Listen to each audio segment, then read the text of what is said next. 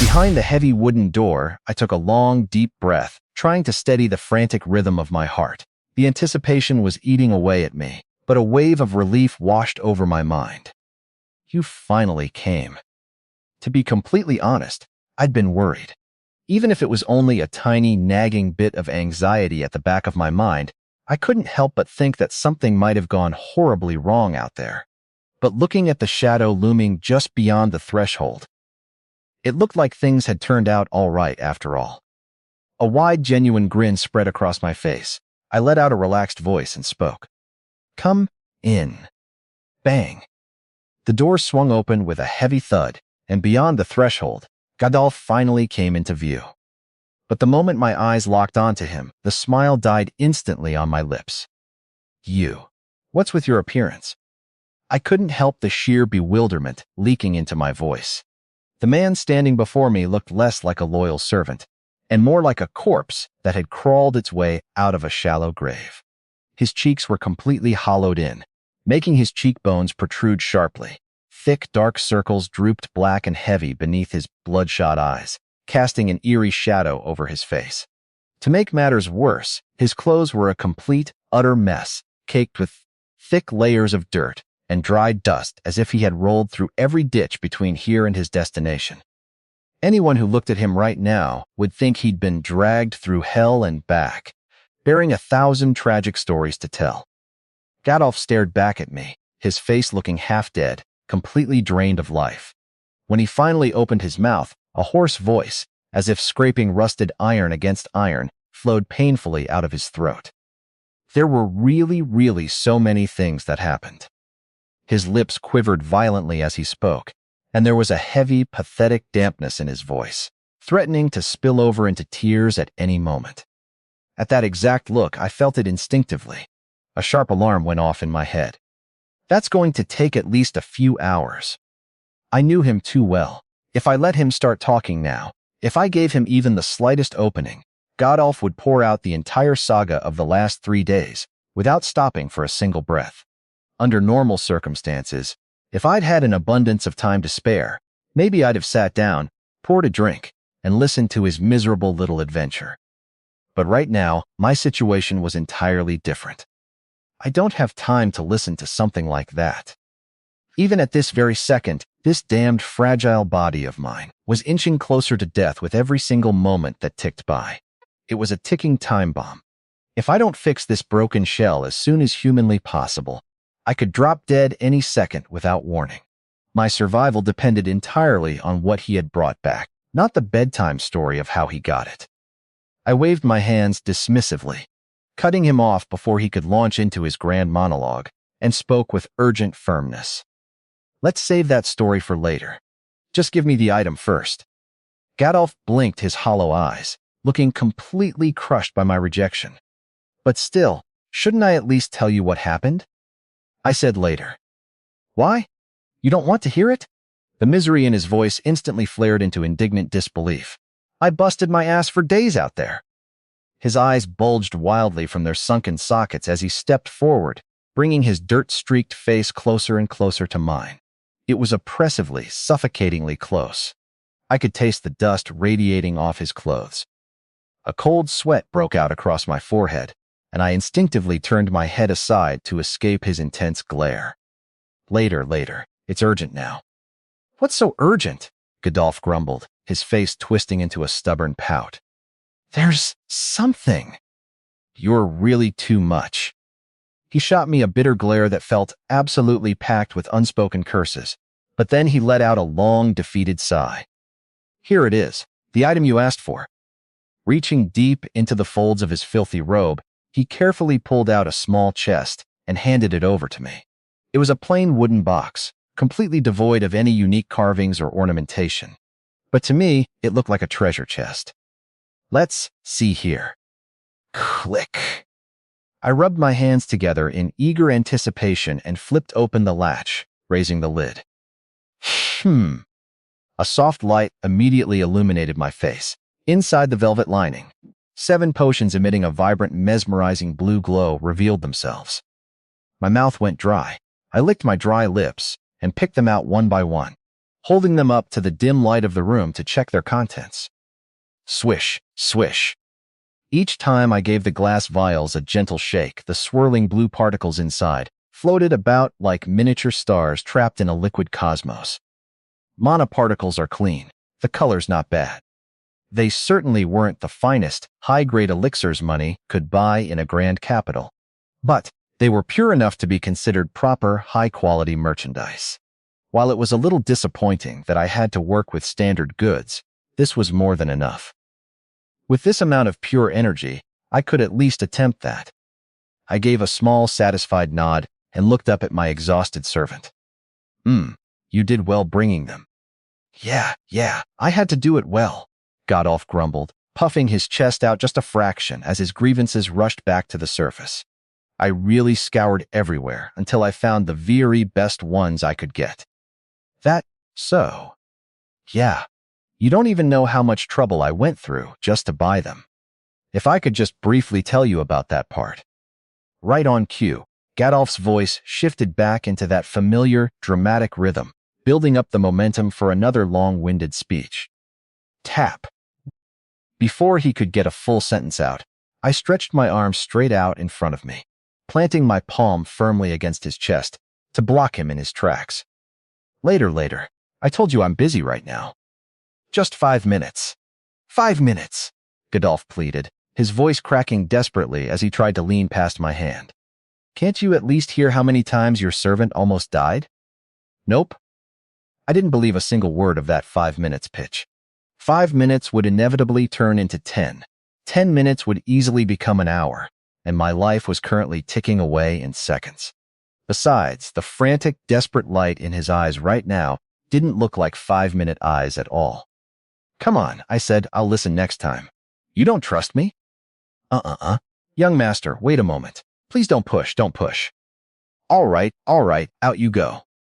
Ignoring his weak resistance, I physically shoved Gadolf backward toward the hallway, moving him out of the room exactly as he was.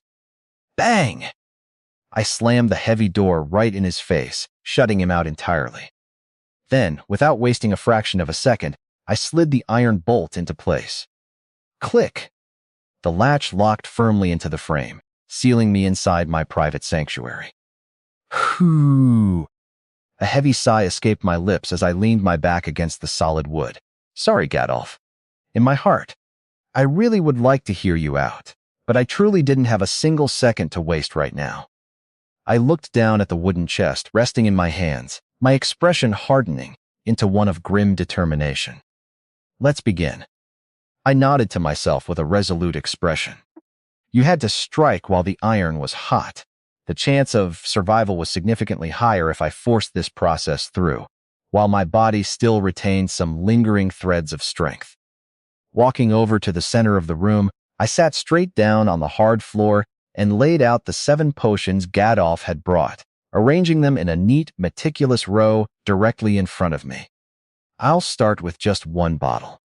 I uncorked the first vial, lifted it to my lips, and tilted it back. Gulp! Gulp! As I drank down the cool, luminous blue liquid, an icy, sharp sensation spread down my throat and into my chest. It was that unique, unmistakable feeling of fluid heavily saturated with raw mana. Under normal circumstances, if I just let it pass through me passively, a tiny fraction of the energy would be absorbed by the body, while the rest would be carelessly discharged as waste. But I was no ordinary amateur. I won't let a single particle slip away. I gathered every shred of my fractured will, focusing it entirely on the swallowed blue liquid. Come here, all of you. My entire body trembled violently as I pressed inward with all my strength, mentally squeezing my own internal organs, as if wringing the liquid dry from the inside out. Ah! A low groan escaped my clenched teeth. A little more, a little more. A harsh, cold shiver coursed through my veins, and thick beads of sweat began to break out across my deeply furrowed brow. Come to me, all of you. Bubble! Bubble!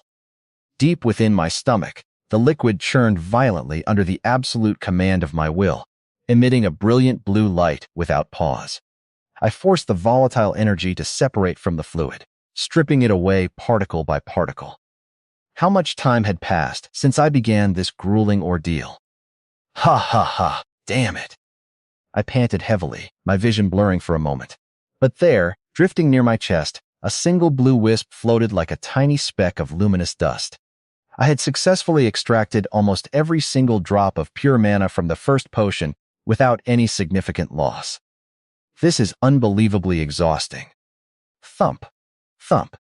My heart pounded like a mad drum against my ribs, though all I had done was take the very first step. The road ahead of me was still dangerously long. Next. Bracing myself, I pushed through the fatigue. The brutal work continued. Gulp, gulp.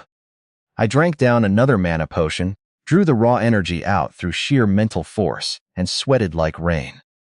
What kind of damned ordeal is this? By the time I had finally extracted the power from the seventh and final potion, my clothes were already damp. Ha ha, done. Before my inner eye, 7 distinct clusters of vibrant light were now drifting inside my body. All that remained was the most perilous part, to compress and compress them again, shaping them into the definitive form of a core. The real part started right now. Up to this point, the worst consequence of failure would have been wasting the gold used to buy the potions. But from here on out, a single lapse in concentration, a single mistake, could send me straight to the afterlife. Let's go. I shut my eyes tight and clenched my teeth. You, come here.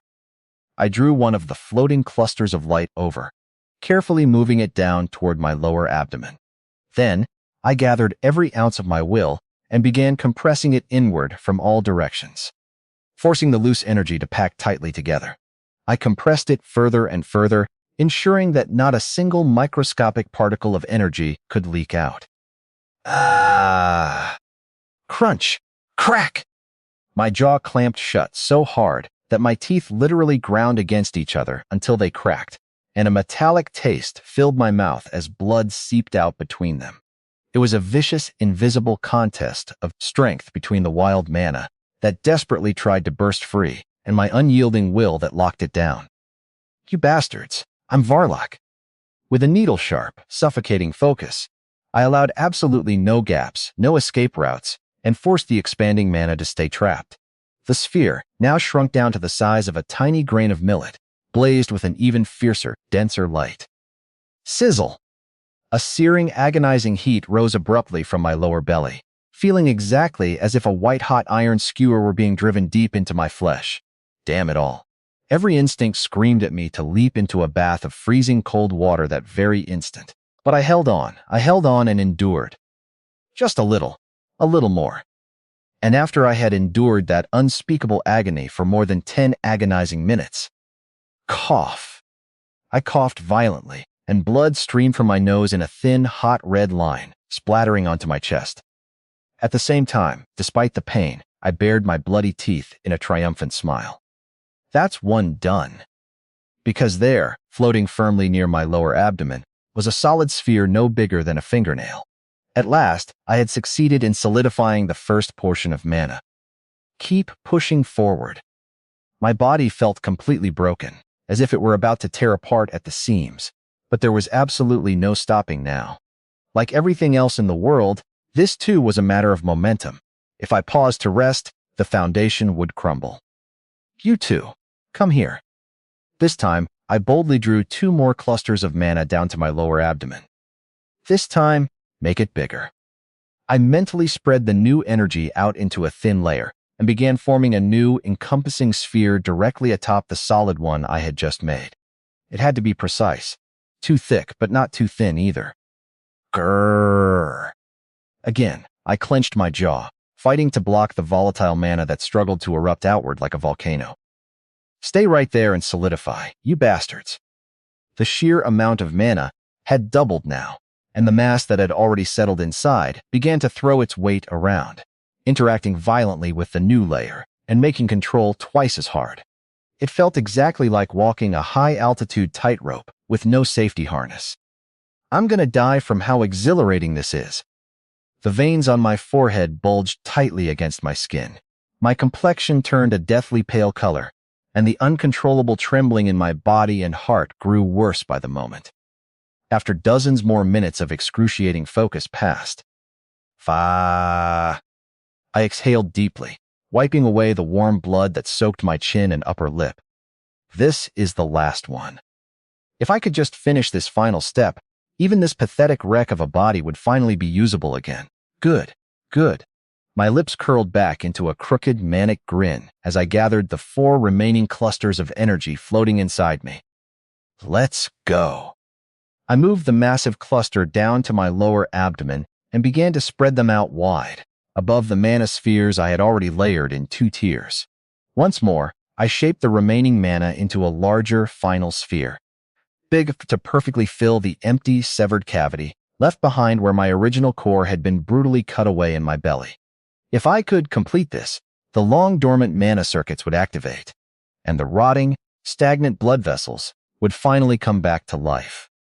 I wrung out every last, hidden shred of energy from my soul and began shaping the final, outermost sphere. The amount of active mana had grown to nearly 4 times what it had been at the very start, and the surface area I had to control had widened just as much. Don't come out, you bastards. Like moleheads popping up wildly from underground, the compressed mana clusters writhed without rest, each one trying to assert its independence and break the formation. Get back in there. Just get back in there. The ones that slipped free were ruthlessly smacked back down by my will. The ones that tried to rise were pinned heavily in place. There's really no end to this. My whole body was completely soaked with sweat, and my head spun dizzily from lack of oxygen. My feeble, half-dead body had already reached its absolute physical limit and was screaming in pure protest. And then, what's this? Suddenly, the old, withered mana circuits clinging to my veins burst out in a violent, unexpected glow. Sensing the presence of a new anchor, they slowly began to drift toward the shifting mana sphere I had just shaped. Thud. As if they'd been waiting for this exact moment for an eternity, the dead circuits latched onto the sphere all at once. In that instant, the outer sphere that had barely been holding its form began to shake violently under the sudden connection. Gurk! A thick torrent of blood poured heavily from my mouth. That sudden, crushing shock had slammed my already scarecrow-like body even further into the dirt. Goddammit, I'm really going to die. Slosh! Slosh! Desperately gripping the churning, unstable manosphere from within, I clenched my teeth so hard I thought they might break into pieces. Hold on, no matter what. If I let go here, I'd really die. A strangled groan slipped out of my throat, and my skin turned a completely lifeless, translucent white. If it had been like walking a tightrope before, now it felt like trying to balance my entire weight on a single invisible thread. What did that mean? It meant it was unbearably, impossibly hard. Stay still, you bastards. How long did that desperate tug of war with the collapsing manosphere last? Long, long. Little by little, the writhing, chaotic sphere began to calm down under my relentless pressure, and the old mana circuits, embedded in my veins, started seamlessly connecting with it, anchoring it firmly in place. Good, this way. Come this way. At last, the dead pathways each began to regain their lost light. Kurgol! The blocked, rotting veins finally started to carry fresh, oxygenated blood again. And, finally, the newly constructed manosphere reached a perfect, serene state of absolute stability. Flash! My tightly shut eyes flew open, and I let out the breath I'd been holding in ragged, desperate gasps. A heavy, metallic reek of blood filled my mouth, and a foul, pungent stench rising off my entire body stung my nose. My muscles trembled so violently that I looked ready to collapse onto the floor at any moment, and my vision swam with dark spots. But still. It's done. A weary smile tugged at my lips. I could feel it clearly, vibrating with quiet power inside my lower abdomen. In the exact place where there had once been a gaping, hollow hole, there now rested a perfectly round, stable manosphere. It was far smaller in size compared to what I once possessed, but it was undeniable. The same kind of artificial core that bastard Shagrath had used was embedded in me at last. "Hey, you squid bastard, how about that?" I chuckled breathlessly into the empty room. If a freak like you could do it, of course I could do it too. A wide, triumphant grin stretched across my blood-stained face. Thump, thump, thump! "Young master, are you all right? Young master?" Suddenly, Gadolf's panicked voice called through the door, accompanied by the sound of him pounding the wood roughly with his fists. He must have run back over the moment he heard my agonized screams echoing down the hall. My smile softened slightly as I answered, trying to sound as reassuring as possible. "Yeah, I'm fine. Completely fine." "Really?" I heard strange noises coming from inside. "Are you sure you're not hurt somewhere again?" "That's not it." As I spoke, I happened to look down at my clothes, and my eyebrows knit together in an instant frown. I was utterly covered in a mixture of cold sweat and dark, coughed-up blood. It was a complete mess, and the stench of extracted bodily impurities was getting worse by the second. You'll have to help me for a bit." Help you with what exactly?" Gadolf's voice sounded thoroughly confused through the thick wood. "You'll see when you come in. First things first, I desperately needed to change out of these ruined clothes and wash myself from head to toe. I was so filthy I couldn't stand the sight or smell of myself for another second. Clack! Creak! Pushing through the residual soreness in my limbs, I forced myself up, unlocked the iron latch on the door, and swung it wide open. And in that exact instant, Gadolf froze completely stiff in his tracks. His eyes went incredibly wide, and his jaw hung open so low it looked unhinged. I paid no mind to his shock and simply waved my hand dismissively. "Bring me some clothes and heat up water so I can bathe." "What are you doing?" I said. "Bring me some clothes." Why was this guy just standing there like a statue? I tilted my head, completely baffled by his catatonic state. Stepping forward, I grabbed Gadolf's rigid shoulder and gave him a firm shake. "Hey, hurry and get the clothes." Thud! Before I could even finish the sentence, Gadolf collapsed straight to the floor on the spot. Kuhoho. Kuhoho. White foam began bubbling rapidly out of his mouth, and his eyes rolled back until only the whites were showing. What the hell was wrong with him now? Hey, what's the matter? Get a hold of yourself." "Ghost," he wheezed. "What?" A ghost. What ghost?" And with those last strangled words escaping his foaming lips, "Gadolf?" Erg. Thunk. His head lolled heavily to the side, and he lost consciousness completely, slumping into a dead faint right at my feet. "Eh?"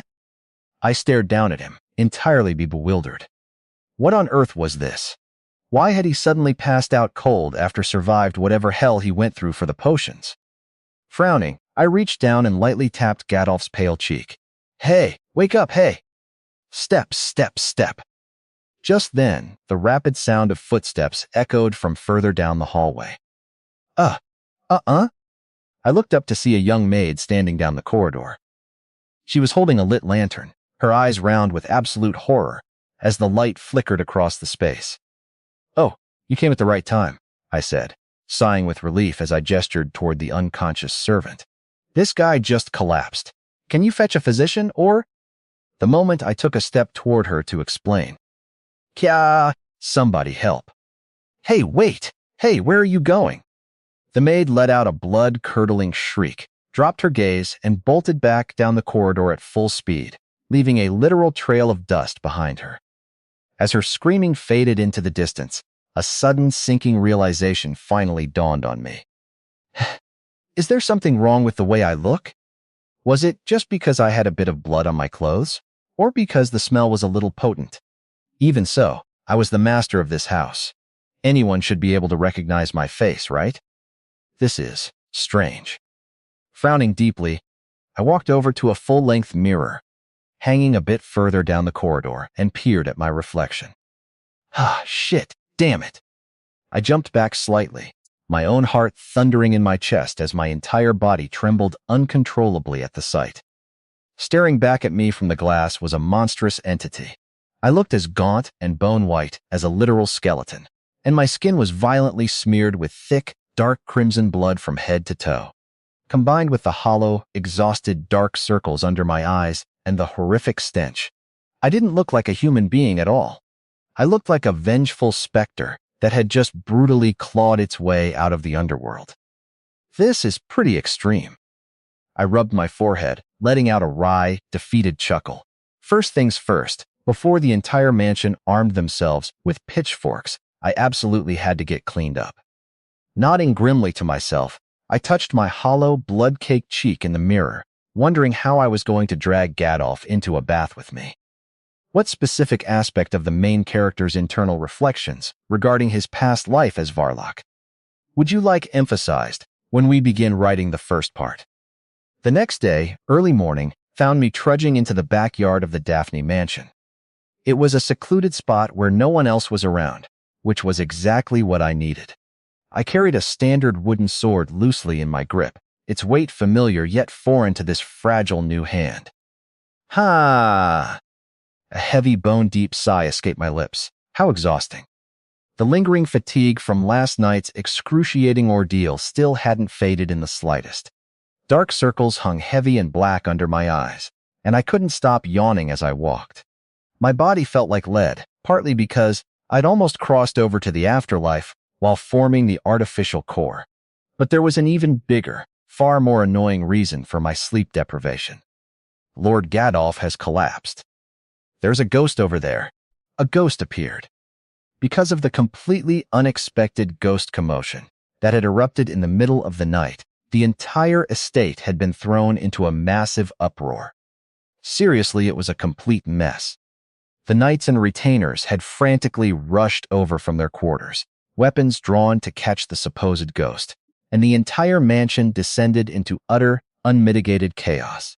I had found myself surrounded by panicked guards shouting nonsense. Begone, evil spirit. No, it's not an evil spirit. That's Harden. The knights were swarming everywhere, completely blind to reality in their panic. If things had gone just a little wrong, I might have been branded an actual evil spirit and physically exorcised by the Lord right then and there. What kind of ridiculous, backwards ordeal was this? I had to practically scream over their shouting just to save my own skin. It's me, I'm not an evil spirit. Harden? In the end, I barely managed to explain to the bewildered crowd that I was in fact myself. The whole absurd incident was only wrapped up after I was dragged to the physician's quarters and forced to undergo a thorough medical examination to prove I wasn't possessed. Great, wonderful, a truly happy ending.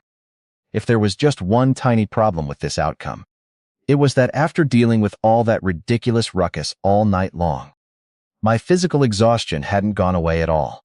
If my subordinates who had gone to the afterlife could see me now, Varlock, treated like a common alley hole, they'd have burst out laughing until their sides split. Damned bastards, I'd like to see them in my shoes. It wasn't as if there was any other way to fix this body. Still, well, at least I recovered my mana. A faint, victorious smile finally appeared on my face. The core I had earned through that wretched suffering was nestled quietly in my lower abdomen. Now, I had to properly confirm what kind of power it actually held, and whether it was as usable and responsive as a traditional mana circuit. In my heart, I had wanted to experiment with it right away last night, but if I'd done that, the chaos would never have ended. The thought of triggering another mansion-wide panic left me feeling strangely drained. I stared vacantly into the morning air, scratching my head as I reached the innermost part of the backyard. Is there really nothing easy in this world? The corners of my lips curled up into a smirk as my eyes landed on a massive ancient tree planted firmly ahead of me. This should be just right. Its trunk looked incredibly thick, solid enough that I could beat on it with all my strength without having to worry about breaking it too easily. It was the absolute perfect target to test exactly how strong I was now. Let's do this. I stepped into the clearing, gripped the smooth handle of the wooden sword with both hands, and dropped into a low, balanced stance. Closing my eyes for a brief moment, I turned my awareness inward, carefully sensing the reservoir of energy resting in my lower abdomen. My mana capacity is around 1-star beginner. In this world, knight ranks usually ranged from 1-star to 5-star, and within each individual star, the proficiency was broken down into beginner, expert, and veteran levels. That meant the absolute volume of mana currently swimming in my body was no more than the baseline level of a newly awakened, novice 1-star knight. Of course, considering I'd only just reawakened my mana a few hours ago, such a meager starting point was completely inevitable. Yet, after enduring that absolute ocean of torment, realizing the power I'd gained was only this much made a bitter sigh escape my lips. In the old days, I used to go around beating up even those 5-star bastards. Starting all the way back at the absolute bottom felt incredibly daunting. When in the world would I ever climb back up to that peak again? The road ahead felt so profoundly distant that another sigh slipped out of me, but I forced myself to shake it off. For now, even this much was something to be profoundly grateful for. After all, this was still infinitely better than dying an early death or being left as a pathetic invalid, without any mana at all. Let's think positively. Normally, when ordinary people started training from scratch to reach a 1-star level, the time required was at least 6 or 7 grueling years. Some less talented individuals even spent up to a decade pounding away at the basics just to cross that threshold. Viewed through that lens, the fact that I'd achieved a stable 1-star core in a single night wasn't a bad accomplishment for my current age at all. All I have to do is keep getting stronger from here. Besides, my head was already filled to the brim with the profound subtleties of wave swordsmanship and the countless combat experiences of my past life. If I used all of that hidden knowledge as a foundation and pushed forward aggressively, I'd easily surpass my former self by the time I reached the same age as before. Is this what they call fighting against yourself or whatever? In any case, the important thing was to stop reminiscing and focus entirely on the present.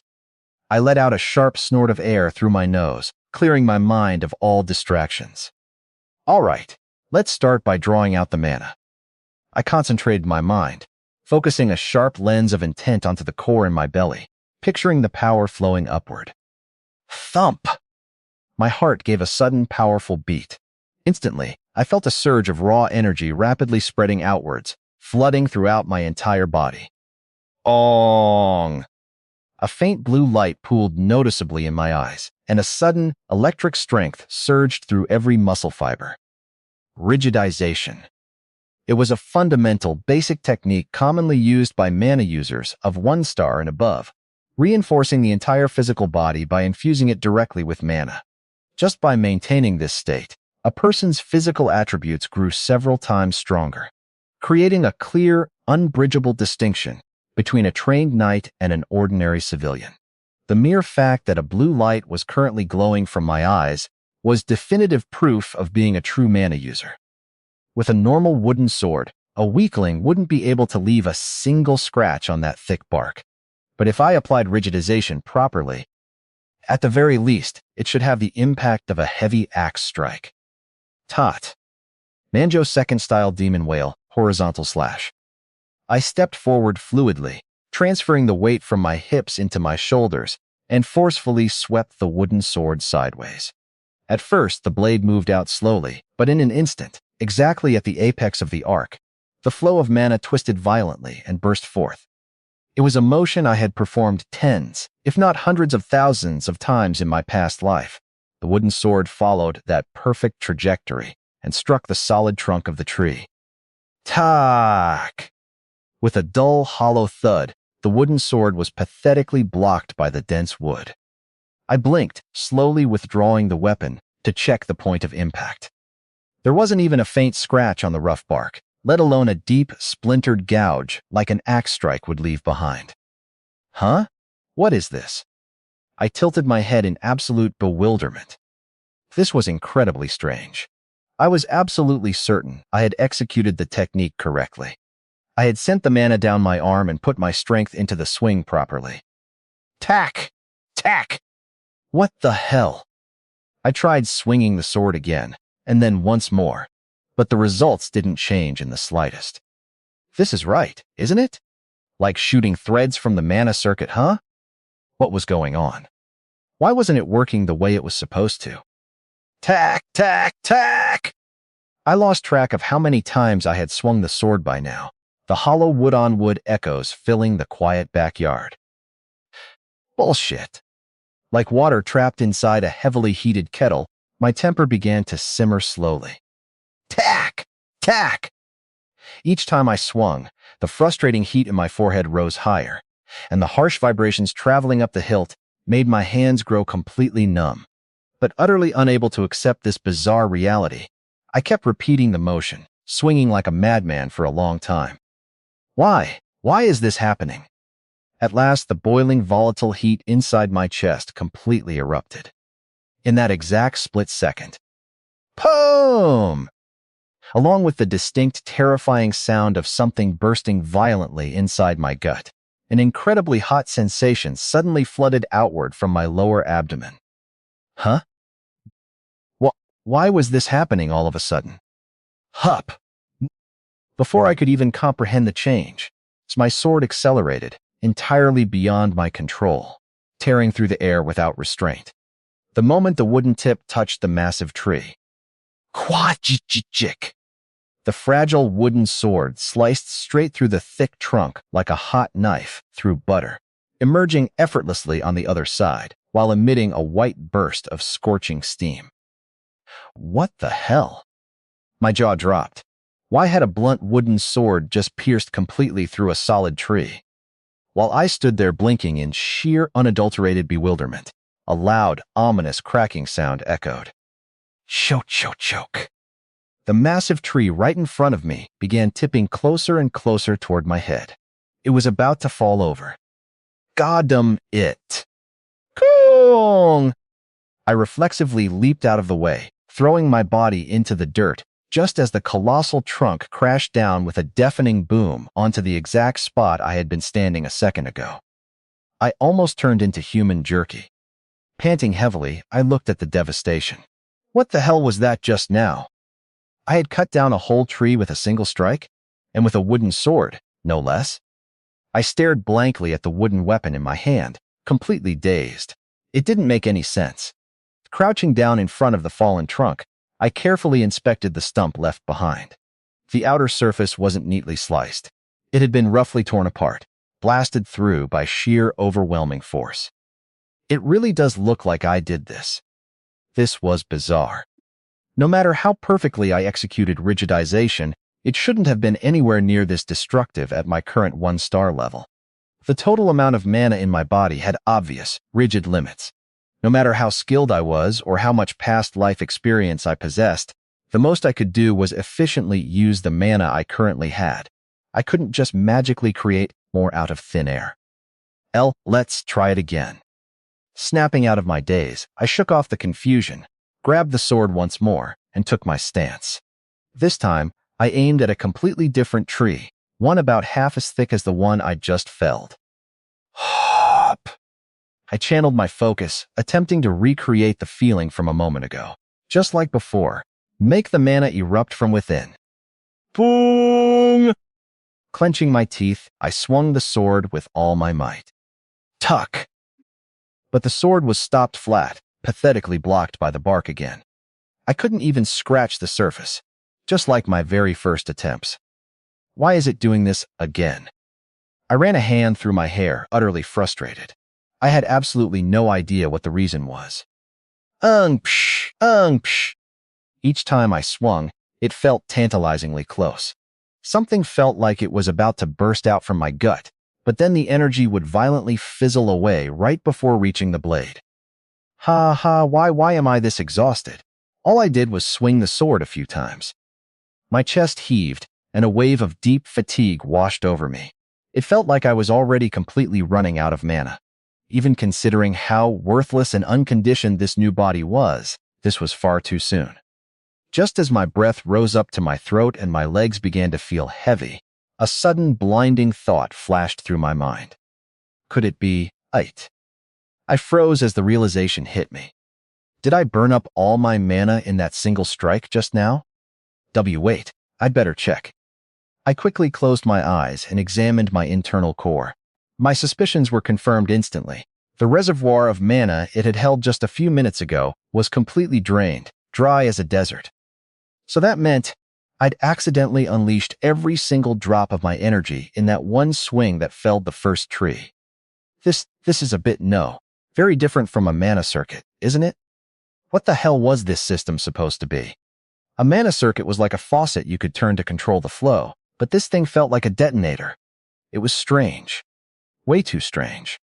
While I stood there stroking my chin, completely absorbed in analyzing my broken body, distant shouts broke the morning silence.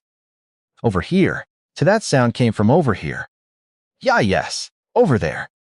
It was the voices of the mansion servants, shouting in the distance, likely drawn by the thunderous crash of the falling tree. For now, I should get out of here. If I got caught standing over a felled tree with a wooden sword in my current state, it'd only turn into another massive, exhausting hassle. Without hesitation, I turned on my heel and dashed off in the exact opposite direction of the echoing voices, slipping into the shadows of the estate.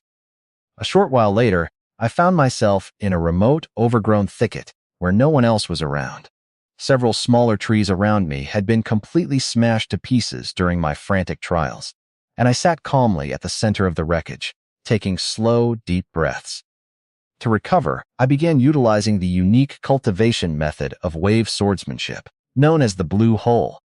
It was an advanced technique designed to absorb ambient mana from nature. Every time I inhaled, the sparse mana scattered in the surrounding air clung to my skin and was quickly drawn into my body, rushing straight down to replenish my core. That rhythmic process repeated for some time as the minutes ticked by. Flash! I snapped my eyes open, a faint, knowing smile playing on my lips. Now I've got a rough idea. After spending several grueling hours trying all sorts of nonsense out here in the woods, I had finally grasped the fundamental differences between this artificial core and a standard mana circuit. First of all, there was a staggering difference in the speed at which mana was emitted and absorbed. Tack! I snapped my fingers sharply. Instantly, a bright blue flame shot up from the tip of my thumb. See? It hadn't even been that many hours of cultivation, and I'd already recovered this much usable energy. With a traditional mana circuit, a knight had to consciously draw in external mana for ages just to replenish their reserves. But this core thing pulled mana in entirely on its own. Furthermore, when I actively used a cultivation technique like the blue hole, the recovery speed multiplied several times over. The core itself felt like a vacuum, aggressively drawing in mana from the outside world. Now I get why that squid bastard was so strong. It clicked. This autonomous recovery was precisely the reason Shagrath had been able to attack endlessly back then, like a wellspring that never dried up, no matter how much mana he burned through. Of course, there was a decisive, tragic difference between me and him right now. The size of the core. His core was so colossally massive, it was like stuffing an entire estate inside his body. That was why he could absorb a torrent of mana simultaneously. Compared to that grand fortress, mine was honestly no bigger than a tiny rat pellet. Well, it's still not bad.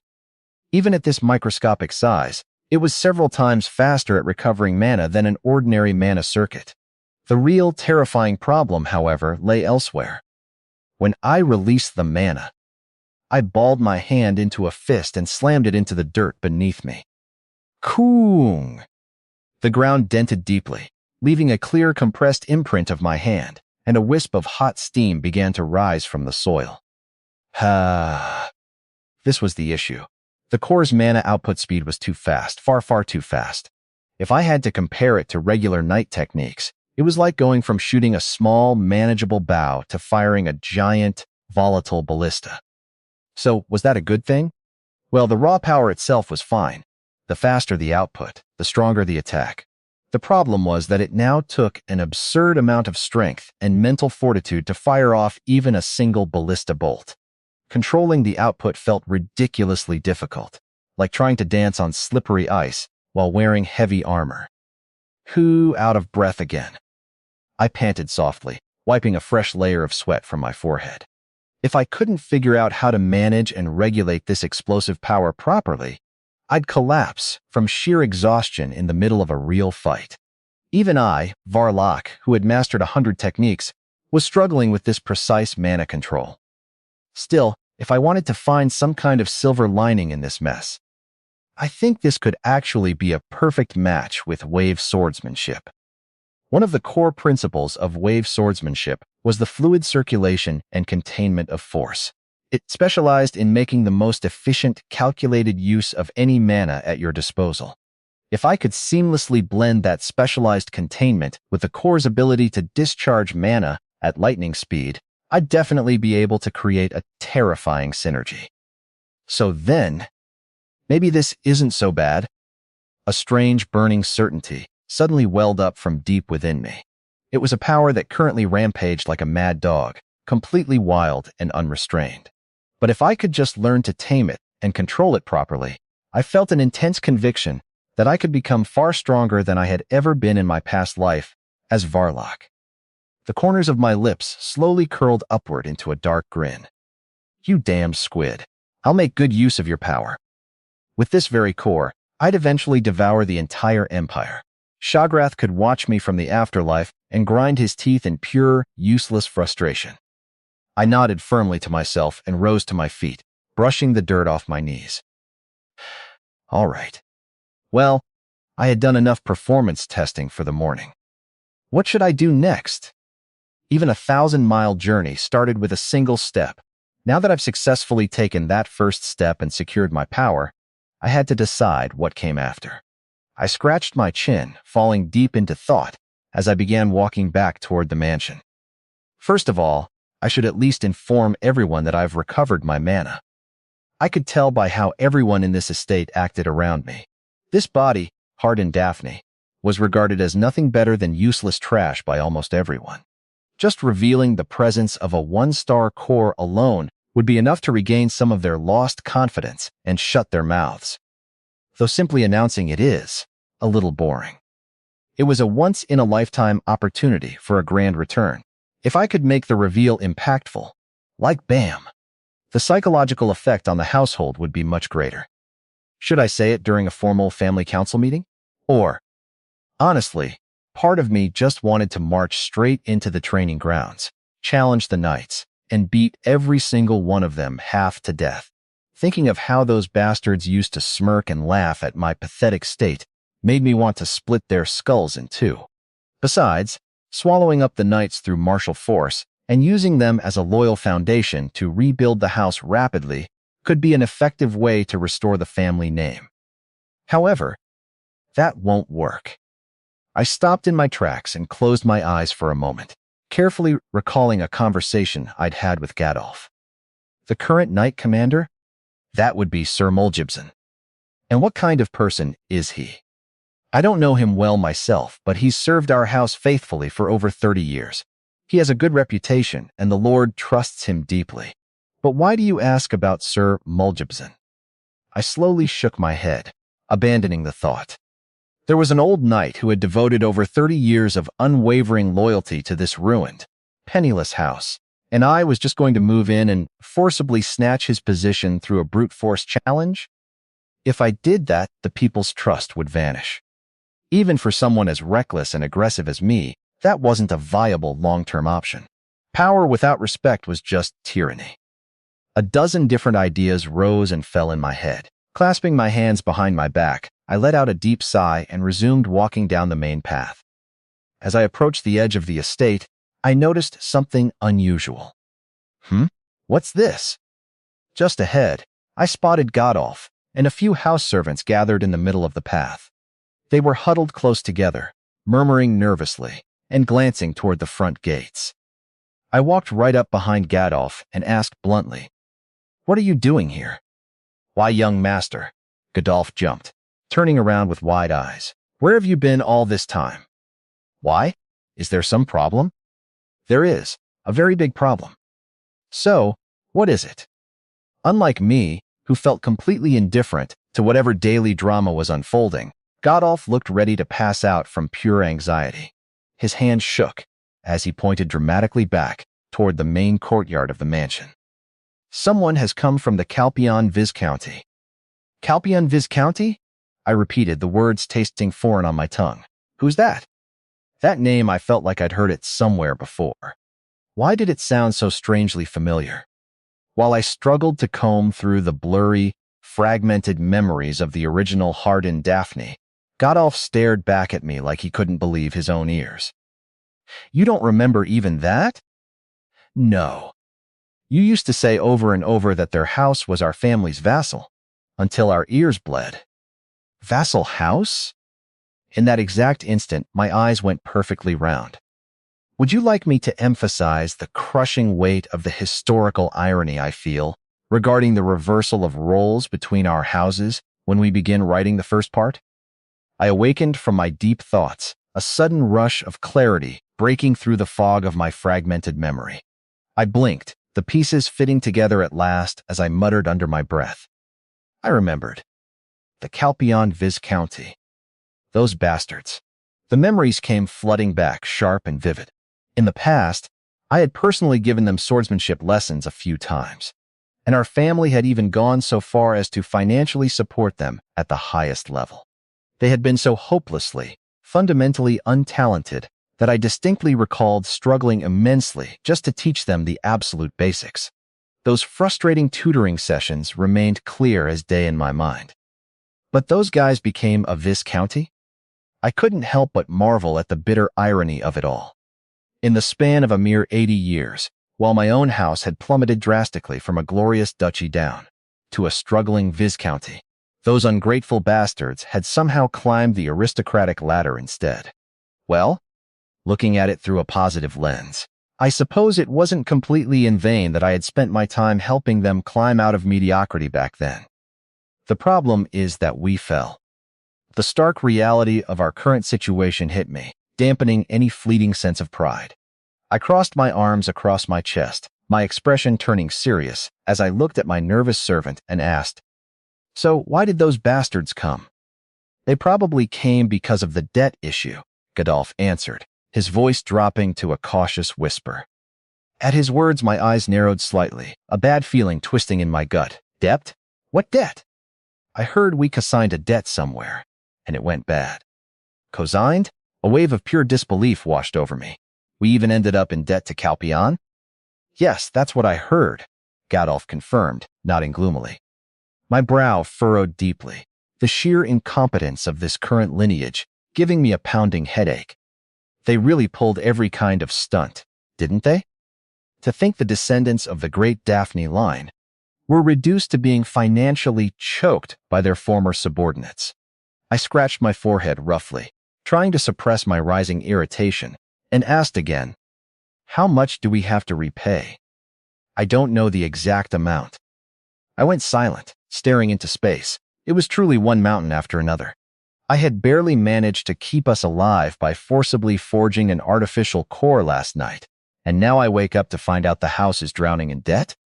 Oh God, Farron, just how far are you going to test me? I let out a long, heavy sigh, attempting to bleed off the compounding stress, and then firmly shook my head. Still, it's not the worst. If the collectors were from Calpion, a family that was once nothing more than our loyal vassals, I should be able to leverage that history somehow. I ought to be able to handle them. I scratched my cheek, settling my resolve, and casually waved my hand to dismiss Godolph's hovering presence. "Move aside." Godolph blinked at me, looking entirely caught off guard by my sudden movement. "You're going to go in? Why are you even asking something so obvious?" I snapped, stepping forward. But great young Master Donfell is inside," Godolph stammered, frantically reaching out to stop me. "It would be better if you didn't run into him." I paused, turning my head. "Who's that?" "You don't remember him either?" Godolph's eyes went wide with startlement. I said, "Who is it?" Godolph explained, his eyes practically popping out of his head as he lowered his voice even further. "Who else? He was your classmate at the academy. The master of serpent swordsmanship, great young Master Donfell. You don't remember?" "Academy classmate?" I muttered, mulling over the title. "Then we must have gotten along well." The moment the words left my mouth, A look of profound, unadulterated bewilderment flickered in Gadolf's eyes. He looked at me as if I had suddenly sprouted a second head. Why on earth was he making that face? Are you joking right now? What? What? You don't remember? Gadolf swallowed hard, his face turning pale. What he did to you? Stop beating around the bush and just say it. Gadolf took a sharp breath, speaking in a tone that sounded utterly incredulous that I could ever forget such a thing. He's the one who shattered your manta circuits. Even if you forget everything else, you should remember that. Huh? My mind ground to a screeching halt. What kind of absolute utter bullshit was this now? My face twisted mercilessly into a mask of pure cold rage. A little later, I stepped into the grand lobby of the Daphne mansion, my eyes sweeping over the scene. In the middle of the lobby, a dozen or so men dressed in crisp chestnut-brown uniforms stood in a tight, silent formation. Facing opposite them were the Daphne retainers. The two groups were divided evenly, with the grand marble statue of the Wave Knight serving as the exact midpoint between them. A subtle, suffocating tension hung heavily in the air as both sides stared each other down, their eyes hardened with mutual hostility. Standing in a shadowed corner of the lobby, I leaned closer to Gadolf and whispered coldly, "So, which one is the bastard who stabbed me in the gut?" "Over there, you see that tall man in the back?" Gadolf whispered back, his finger trembling slightly as he pointed into the crowd. "That's him." "That's the great young master?" My gaze followed where Gadolf pointed. Positioned near the rear of the Calpion delegation, a man stood with his massive arms crossed tightly over his chest. His hair stuck straight up like a rooster's comb, and he possessed a towering, monstrous height that easily cleared 2 meters. Because of his ridiculously bulging muscles, the chestnut uniform he wore looked as though it were about to burst at the seams. He had a completely expressionless, stoic face, dominated by large, unblinking eyes that seemed designed to pierce right through his opponent. It felt as though a giant, living gargoyle, not a human being, was standing there, effortlessly exuding a strange, heavy sense of physical oppression over the entire room. He looks pretty strong," I muttered, sizing him up with a critical eye. "He really is extremely strong," Gadolf murmured, his voice laced with genuine dread. "How strong?" "I heard that among the knights around here, in his age group, there isn't anyone who compares to great young Master Donfell. He wouldn't have earned the nickname Steel Serpent for nothing." "Steel Serpent? What the hell kind of nickname is that?" I scoffed, tilting my head at the absurd title. "How would I know that?" Gadolf replied under his breath. "Anyway, you're saying I was classmates with that bastard?" "Yes.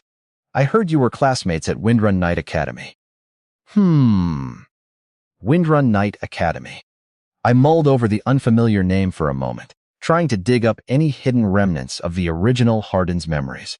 Then, a logical thought occurred to me, and I asked, "Then, before I lost my mana, I must have been quite strong too? If I faced off against a guy like that." "Faced off?" Gadolf looked back at me with a face that clearly said, "Don't joke." He let out a breathless, disbelieving huff. "There's no way that happened." "Huh? What do you mean?" "You didn't have a duel or anything," Gadolf explained bluntly. "You just got beaten up." "Huh? Beaten up?" My voice dropped. "Yes, you got hit for interrupting great young Master Donfell's training, didn't you?" "Really?" When Gadolf silently and solemnly nodded his head, a wave of profound mortification washed over me. I let out a sharp sigh and pressed my palm hard against my forehead, closing my eyes in sheer disbelief. A descendant of the great Daphne line, getting casually beaten up by some pathetic vassal family bastard, and it wasn't even a proper, honorable duel. Oh God, just what kind of weak, pathetic loser have you reincarnated me into?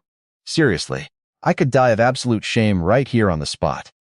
While I was aggressively rubbing the back of my nape to soothe my soaring blood pressure, Donfell's large eyes shifted.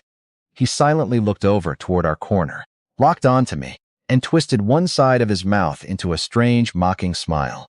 The sharp corner of his mouth, contrasting sharply with his otherwise blank, stoic face, looked somehow grotesque. "Hey," I whispered, my eyes narrowing into slits.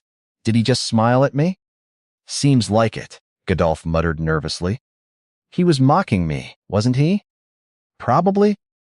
That bastard. My face crumpled into an expression of pure, unadulterated rage.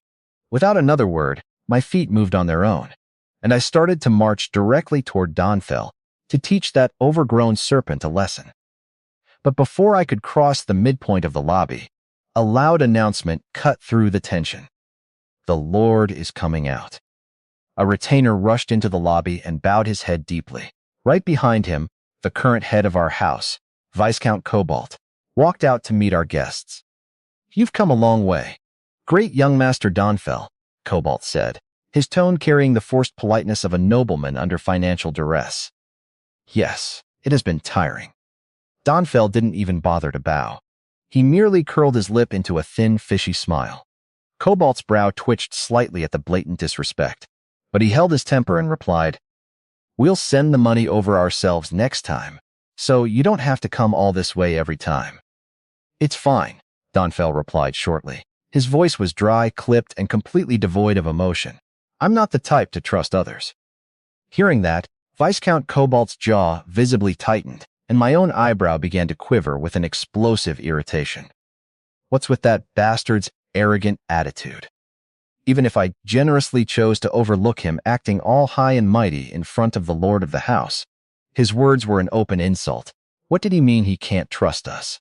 So basically, he was standing in our own lobby and declaring that we were so incompetent and untrustworthy that we couldn't even manage to deliver a payment properly?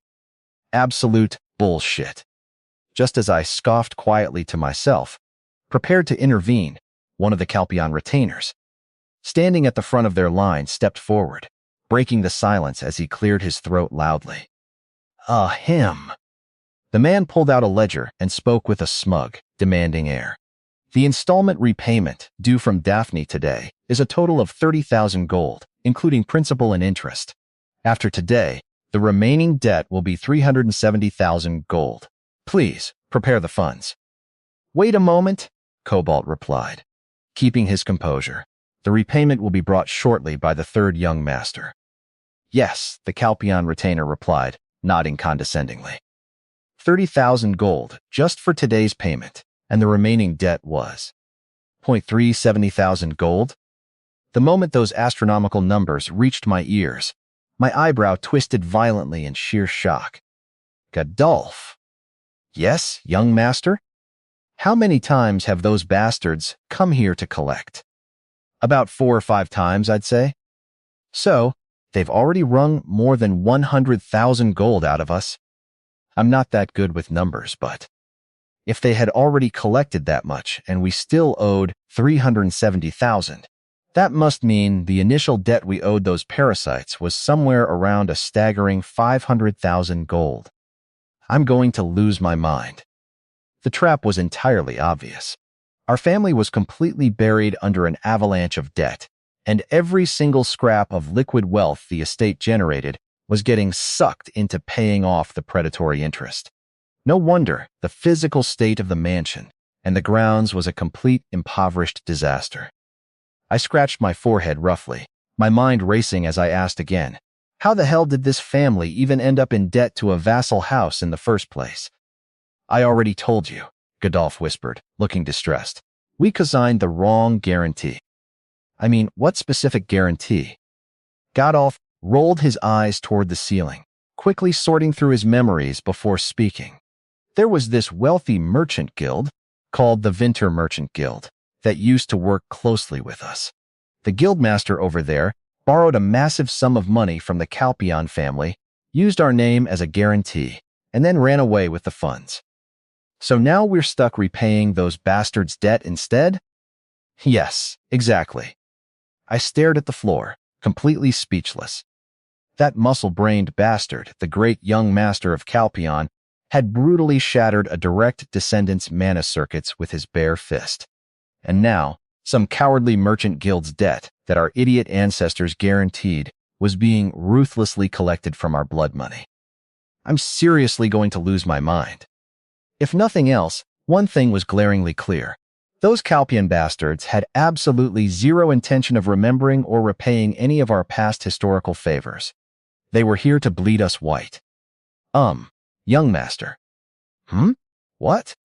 Godolph cautiously edged closer to me, his shoulders hunched as he murmured. Could I have a word in private? What is it?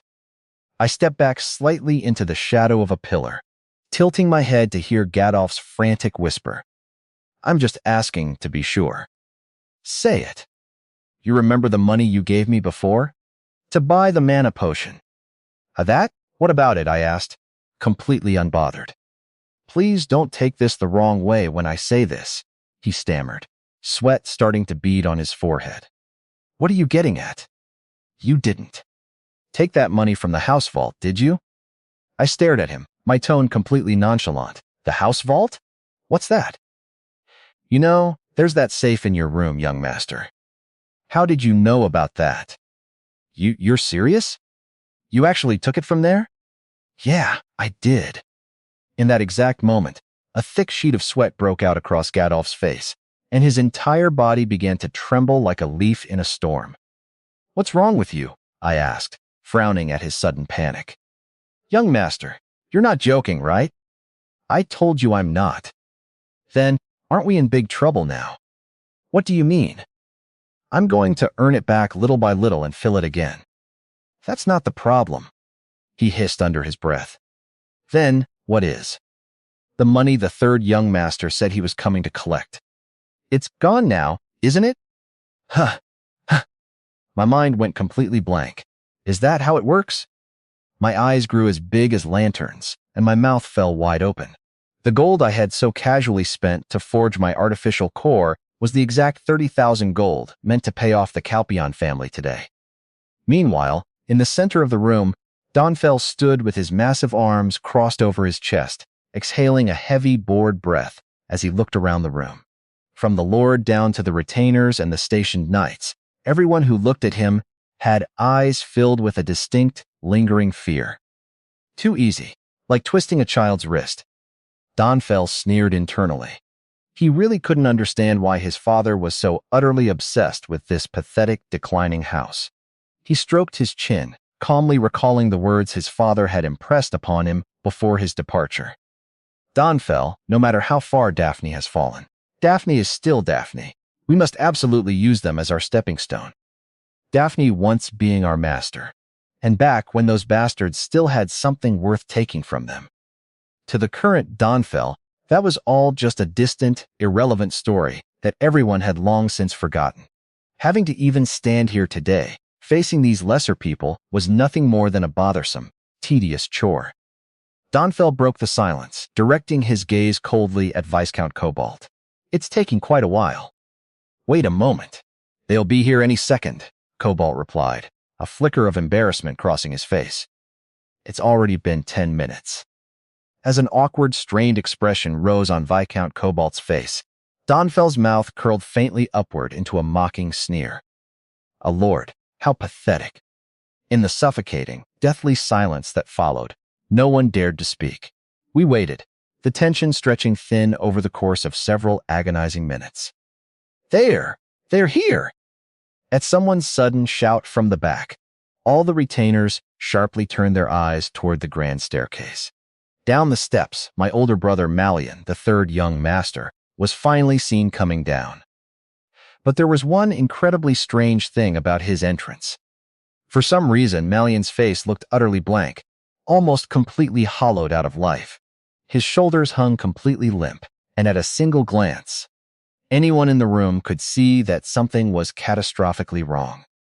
What's with that expression? Huh? Did something happen?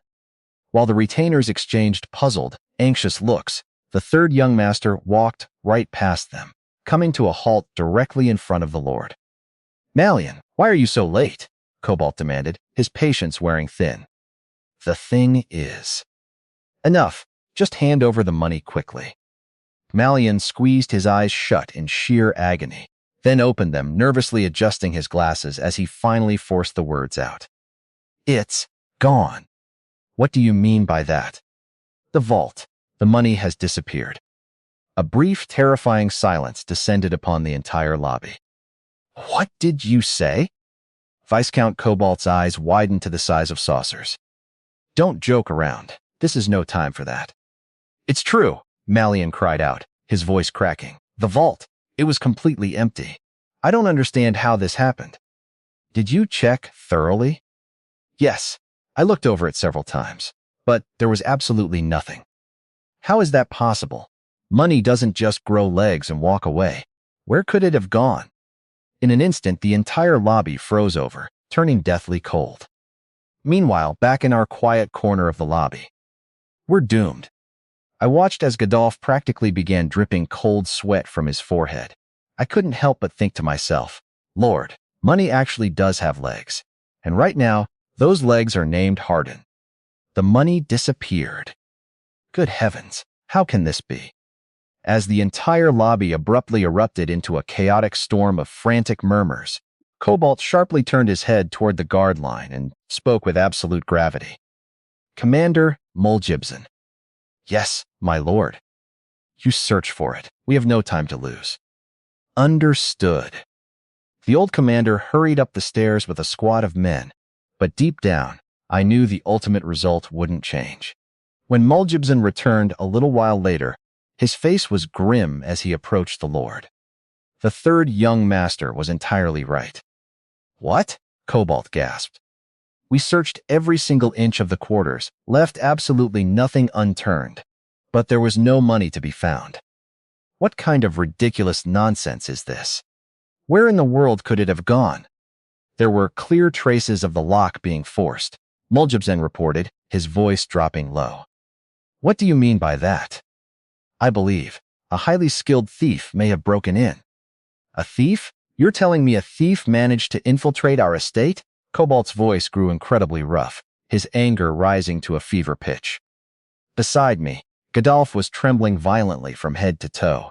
Pale as a freshly bleached sheet, he stared straight at me with wide, panicked eyes and whispered, "What do we do, young master?" "What do you mean?" "What do we do?" I muttered back, trying to keep a straight face. "Wouldn't it be better to confess everything now? That way, you might at least save your life from the Lord's wrath." "Hold on. Let me think for a moment," I snapped quietly, rubbing my temples. Damn it all. This was getting incredibly complicated. How the hell was I supposed to know that the stash of gold I casually looted was the exact money we needed to pay off these Calpion bastards? Just my absolute goddamned luck. Meanwhile, the utter confusion in the middle of the lobby only grew worse by the second. Just whose doing is this? Who would dare rob the Daphne family? We'll search the perimeter as well. Viscount Cobalt's voice grew louder and louder, his face twisting up in a mixture of profound rage and deep humiliation. Retainers were running everywhere in a blind panic, and on the faces of the Calpion men watching the spectacle unfold, cruel little smirks began to appear. They were clearly enjoying our disgrace. How could this have happened? Viscount Cobalt, his face entirely flushed a deep red, spun around in a circle, scanning the surroundings for anyone acting suspicious. And in that split second, his sharp gaze locked directly onto Godolph. Cobalt muttered, his eyes narrowing. Tremble, tremble, tremble. The moment the Lord's eyes hit him, Godolph's legs began to shake uncontrollably. Ha! Ha! Clack, clack, clack, clack. His teeth began to chatter violently against each other, the sound practically echoing in our quiet corner. Thick streams of sweat poured down his pale, entirely drained face. Viscount Cobalt's eyebrow twitched with a dark, sudden realization as he stepped toward us and spoke. Godolph, could it be? I closed my eyes for a fraction of a second, realizing the gravity of the situation. I'm screwed. We are really, truly screwed. Sweat was pouring from Godolph's forehead like a waterfall now, and his shaking absolutely wouldn't stop. What specific aspect of the tension between the main character and his brother Malian should be highlighted most when we begin writing the first part? Godolph was trembling right beside me, sweating so profusely it looked as if he were caught in a sudden downpour of pouring rain. Seeing his pathetic state, Viscount Cobalt shot him a sharp gaze absolutely brimming with sudden suspicion and asked coldly, Gadolf, was it you who touched the money? Huh? No way.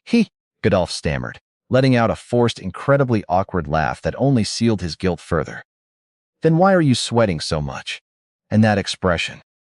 That's, well, thunk. Before the idiot could blabber something irreversible, I kicked Gadolf hard with my foot under the cover of our cloaks and moved my lips silently, locking eyes with him. Hey, don't say anything. Huh? But Gadolf shot me a desperate glance. The situation was already grave enough without him making it worse. As the two of us frantically exchanged these highly suspicious glances right in front of everyone, Viscount Cobalt furrowed his brow deeply and asked again, his irritation flaring. What are you doing, Hardin? Huh? What do you mean, I replied, instantly feigning utter ignorance. I'm the one asking questions here. Gadolf, answer me, Cobalt roared, completely ignoring my deflection. Answer. Roll. Gadolf's eyes darted around like trapped mice as he nervously looked back and forth between the two of us. If I talk, I'm dead. I shaped the desperate words with my mouth again, glaring at him. Speak, Gadolf. Viscount Cobalt raised his voice, pressing him aggressively. Gadolf's pupils shook even harder as thick sweat gathered on his forehead, rolling down his pale cheeks. What do you expect me to do? His face practically screamed. Just then, Cobalt lost his patience entirely and roared, Hurry up! The thing is. The exact moment, Gadolf seemed to make up his mind and took a deep, desperate breath to confess. Smack! My hand suddenly flew through the air and struck Gadolf hard on the back of his neck. The force sent him tumbling forward on the floor, stars visibly spinning around his dazed head. Oh dear, my hand slipped. I grinned broadly, flicking my hand casually, as if I had just swatted a fly. The entire room went dead silent. Everyone in the lobby, our retainers and the Calpion delegation alike, stared fixedly at me. Their gazes were filled with nothing but absolute suspicion and utter bewilderment. My eyes twitched slightly under their collective stare. Was I too late? Shh. Was my hand slower than my eyes this time? I scratched the back of my head awkwardly, trying to break the heavy silence, and spoke up. Haha, why is everyone looking at me like that? While everyone stayed completely silent, Viscount Cobalt pressed his fingers firmly against the bridge of his nose, exhaling a breath of pure exhaustion before asking, Hardin, why was Gadolf watching your reaction? That's what I'd like to know why indeed, I murmured, looking up at the ceiling. And why did you strike his neck just now? He looked like his neck was stiff, so you could call it a sort of massage? Do you really think that makes any sense? Cobalt's voice was dangerously low. Why not? There's nothing wrong with that. When Cobalt glared at me as if he would bore a physical hole right through my head, I quickly averted my gaze. Look at that face, I thought. How could any man handle family affairs with such terrifying, unpredictable descendants? Cobalt scowled even deeper, his voice dropping into a register of pure dread. Hardin, don't tell me were you the one who touched the vault? Which vault are you referring to? I asked, playing dumb. Don't dodge the question. Obviously, I mean the family vault. Well, how did that go again? Answer properly now. Was it you who took the money? I waved my hands exaggeratedly in front of me, feigning deep offense. Hey, I didn't steal anything. What do you take me for? Then explain yourself. Why did you hit Gadolf? Looking around the room, I realized there was no place left to retreat. Everyone was waiting for my answer. I let out a long, dramatic sigh through my nose, crossed my arms over my chest, and declared boldly with a straight face. Ahem, I didn't steal it, I borrowed it. What? When Viscount Cobalt asked again, with a completely blank, uncomprehending look on his face, I quickly waved both hands to clarify. Just as I said, I borrowed it. Money I'll obviously repay someday. You understand the concept of a loan, right? What are you talking about? Everyone's mouths hung wide open in sheer shock. Crazy, did the eldest young master really steal it? Good heavens, we are truly ruined. As confused, horrified murmurs rapidly spread all around the room, I maintained a perfectly nonchalant, relaxed demeanor as I spoke. Don't worry, I'll pay it back soon enough. It was at that exact moment. Brother, what absolute nonsense are you spouting? The third young master, Malian, shouted fiercely. His face was twisted like a snarling wolf, completely shattering his usual mask of quiet sneers and passive-aggressive ridicule. His teeth ground together so loudly I could hear them, and thick veins bulged violently across his forehead. He had endured it when I wasted an absolute fortune at the Night Academy, without achieving a single thing, because I was the family's eldest young master. He had endured it even when I lost my mana through my own arrogant mistake and still chose to live life soaked in liquor. He had endured it when I laid hands on the domain's innocent people and the household servants just to vent my pathetic anger, committing all manner of idiocy. Because I was his brother, because I was the family's young master, because he believed that, no matter how wretched I was, I would someday become the future head of this house. He had endured, and endured again. But now, that very same brother had dared to touch the emergency vault money meant to save the estate? That absolute lunatic. Malian's entire body trembled violently with rage, and a suffocating wave of heat rushed through him. He looked ready to physically explode and kill me right then and there. Meanwhile, over on the Calpian side, so that's how it was. Donful stared at me with a completely expressionless face, then lifted the corner of his lips in a crooked, arrogant smirk. This brief, pathetic family commotion was more than enough for him to fully grasp the situation. Harden. How amusing, truly amusing. Your bottomless depth of stupidity knows no bounds, just like back in the academy days, and even now. Thanks to you, this has gotten a whole lot simpler. When an idiot goes sticking a blade to his own neck like this, there's no reason not to push it in. Donfell leaned back in his chair with a slanted, disrespectful posture and spoke curtly, breaking through our family's shouting. So then, what has become of the money? Cobalt and Malian's expressions twisted into masks of deep humiliation. Viscount Cobalt shut his eyes tightly for a moment, then opened them with trembling lids, looking at Donfell as he spoke in a strained, cracking voice. I'm sorry the situation has come to this. He lowered his head deeply, a proud nobleman bowing to his former subordinate, then lifted it again and continued with immense effort. Given how things stand, could you possibly show some leniency? Leniency, you say? Donfell drawled, raising an eyebrow. Just extend the repayment date a little longer. I will ensure it is repaid in full, with interest. Donfell pretended to ponder the request with an incredibly arrogant expression, tapping his chin, then answered flatly. No. No, Viscount Cobalt gasped. That's right. Donfell turned his head aside, completely dismissing the lord of our house, and jerked his chin toward his subordinates. The Calpion retainer, standing at the very front, immediately produced a crisp sheet of parchment from his robes, held it out for everyone to see, and spoke in a firm, booming voice.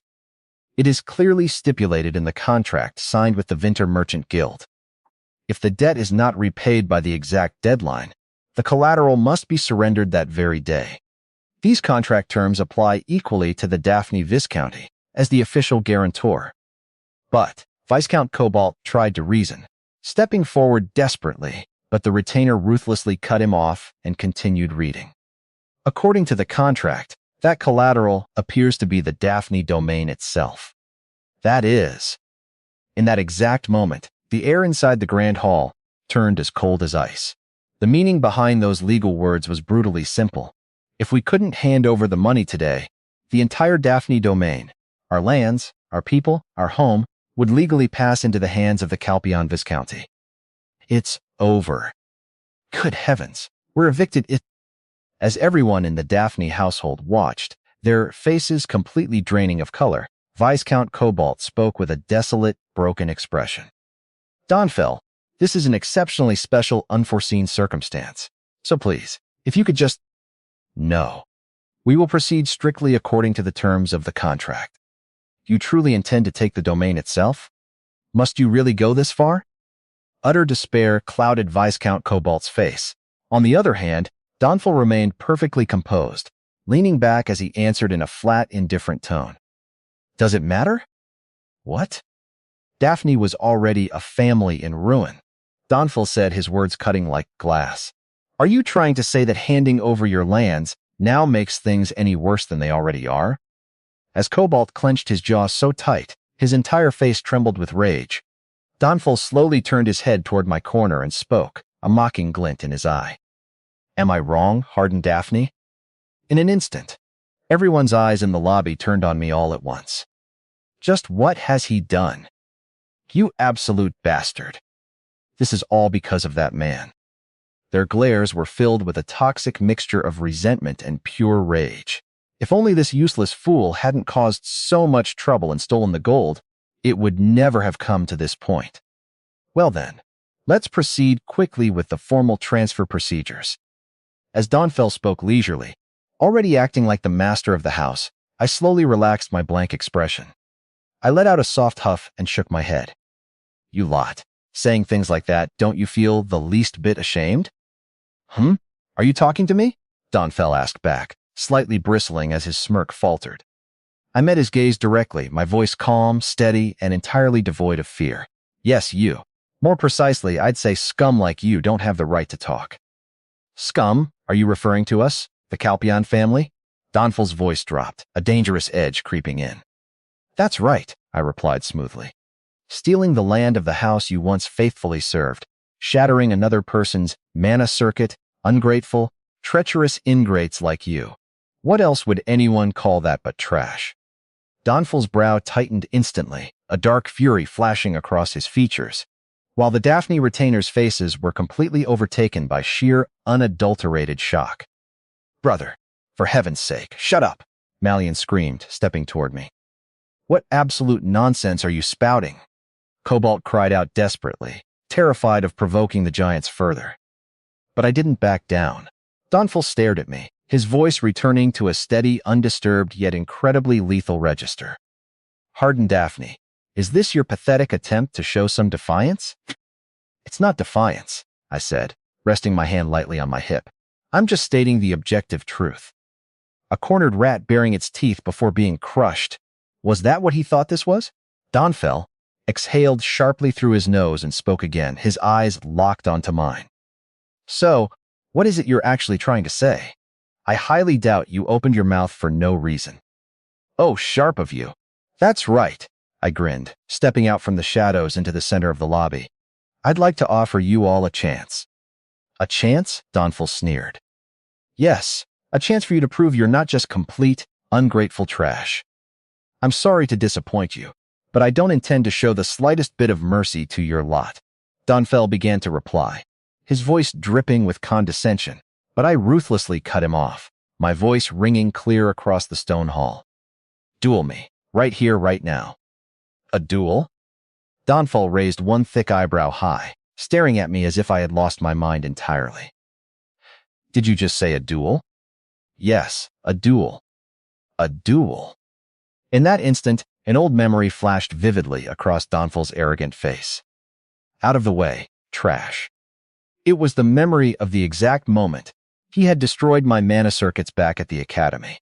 Donfil slowly licked his lips with the broad, disgusting sweep of his tongue, a dark amusement settling into his eyes as he spoke.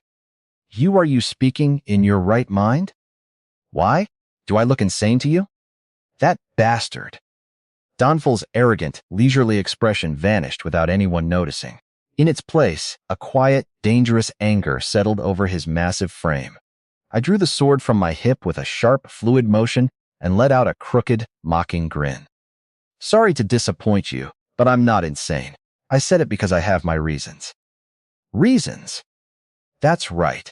If I win this duel, you'll write off every single copper of my family's debt. I closed my eyes tightly for a fraction of a second, centering the explosive force inside my belly.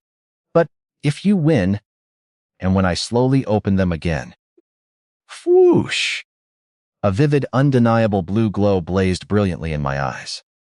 I'll give you something very valuable. In that single, breathtaking instant, everyone in the room, Donfil included, reacted with profound shock in their own ways. That's... Harden. That unmistakable blue radiance. It was the absolute proof of raw reinforcement, the most basic, undeniable skill of a true mana user. That bastard's circuits should have been completely destroyed. Donfal's mind practically reeled. Even he, the very man who had personally crushed my mana circuits into worthless pieces, couldn't mask his shock. How is this possible? Brother got his mana back? Malian gasped. The family and the retainers, who had completely exhausted themselves over the years trying every expensive medicine and treatment just to restore a fraction of my mana, were left gaping like fish. Nearly everyone in the kingdom believed my recovery to be an absolute impossibility. So how was I standing here, channeling reinforcement as if I had never been broken? While all around me people opened and closed their mouths in mute, paralyzed astonishment, Donfell asked in a low, murderous voice, "You, what did you do?" I calmly placed a hand over my lower abdomen, right where the artificial core vibrated with compressed power. Then, focusing every single shred of my will, I drew the surrounding mana into myself. Blue hole. The moment the surging, magnetic force of the wave swordsmanship's cultivation method fused with the violent maelstrom of my newly formed core, a sudden gust of wind swept through the lobby and my hair fluttered wildly in the air. What is that? Just what in the world? None of the trained mana users in the room could hide their sheer amazement at this strange, unprecedented, and violently aggressive flow of energy. I smiled crookedly at Donfell and spoke. I used this. Donfell's eyes narrowed into razor-thin slits. Oh, so you brought yourself some fresh meat. Is that it? To repair shattered circuits required not only a massive fortune, but also an unyielding resolve and tireless, agonizing effort. Even then, the guarantee of success was practically zero. The hardened Daphne that Donfell remembered was a dullard, a rotted, pathetic wretch with not a single scrap of grit. If that man had somehow restored his power overnight, there could only be one logical answer. You, how did you get your hands on that secret technique? The moment the words left Donfell's mouth, everyone's jaws dropped even lower. Brother got hold of a secret technique? When? If not, none of this makes any sense. Everyone in the domain recalled me as a man who shut himself away in a dark room, wallowing in wretched self-pity. To be completely blunt, I hadn't been particularly impressive even before I lost my mana. So how had a failure like me acquired a legendary secret technique, let alone mastered it enough to reclaim my mana so effortlessly? While every single eye in the lobby remained riveted on me, I spoke up again, raising the stakes. I don't intend to tell you where I got it. It's a quite special, priceless secret technique. So I'd like to stake the manual of this technique on our duel. What do you say? Interested? Of course, no such physical manual existed. The grand secret that had restored this broken body was locked safely inside my own memories. But I knew psychology. If that arrogant bastard has even a shred of greed or sense in his head, there's no way he won't take this bait. Donfell mulled it over briefly, his eyes darting to the blue fire in my gaze, and then he lifted the corner of his lips in a faint, ambitious smile. A secret technique capable of restoring mana, even to such a worthless wretch, would be an invaluable asset to his own rising family. It would be quite useful. For the mere price of crossing blades once more with such familiar trash, the reward was more than plentiful. I smiled leisurely, seeing the hook sink in, and said, "Good. In that case, let's consider the deal settled." "Hardin, are you truly saying you'll go through with this madness?" Viscount Cobalt suddenly cried out in absolute alarm, breaking his silence.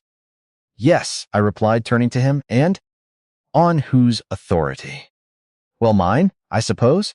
I did cause all this financial trouble by borrowing the gold, so it's only right that I clean up my own mess too." "Don't talk absolute nonsense," Cobalt roared, his face flushing. "Even if you've somehow miraculously regained your mana, do you really think you stand a single chance against him?" The retainers standing beside him gave slight grim nods of agreement. Everyone in the room knew it. Simply reclaiming a baseline level of mana didn't suddenly make the Steel Serpent a foe who could be faced so lightly. Cobalt raised his voice further, desperation cracking through his noble facade. "Have you already completely forgotten what that monster did to you?" At that moment, painful fragments of the past came flooding back into my mind, triggered by his distress. My lord, it's terrible. The young master has been gravely injured. What did you say? It was the memory of that dark day, when the original Hardin, whom Cobalt had cherished like a precious jewel, returned from the academy, bloody and broken. And now, his son meant to walk right back into that exact same hell. What father could possibly allow such a thing? I shrugged my shoulders lightly and replied with chilling indifference. Yes, I've forgotten. What? My memory's been rather poor lately. I can't seem to recall the old days very well. Cobalt's face twisted in pure paternal anguish. No, absolutely not. Come to your senses, Hardin. As Cobalt frantically reached out his hands to grip my shoulders and physically stop me, a sharp voice cut between us. Father. Malian? Malian stepped firmly between Cobalt and me, his eyes cold and calculated behind his glasses as he spoke. Allow the duel. What are you saying, Malian? Step aside. This entire catastrophic matter began because of eldest brother. Malian continued, his tone as biting and sharp as ever. He adjusted his glasses calmly. Cobalt paused, staring at his third son in utter disbelief. What? Either way, if this goes on, the family is completely finished today. We lose the domain regardless, Malian said, his voice stripped bare of any emotion. Rather than ending with absolutely nothing, isn't it right to at least give eldest brother a chance to take full responsibility for the ruin he caused? But, Father, this is the time to think about the survival of the family, not your feelings. Cobalt Daphne's face quivered violently, the brutal logic piercing through his defenses, and he couldn't bring himself to speak another word. Watching our family squabble, Donfil crossed his massive arms and let out a curt, mocking chuckle. How utterly foolish, Viscount Cobalt. What did you just say? Cobalt whispered. To my eyes, it seems you are letting petty emotions rule your lordship. Donfil then turned his heavy gaze back to me, staring straight into my eyes. To lose the final chance to save your entire house because of soft, sentimental feelings. Surely that's the one thing a true lord must never do. In that instant, Donfil licked his lips again, his bloodlust leaking out. Isn't that so, Hardin? Yes, I nodded calmly, meeting his predatory gaze with a steady smile. You're exactly right. Hardin, Cobalt cried out, his face on the absolute verge of tears. I slowly wiped all traces of a smile from my face.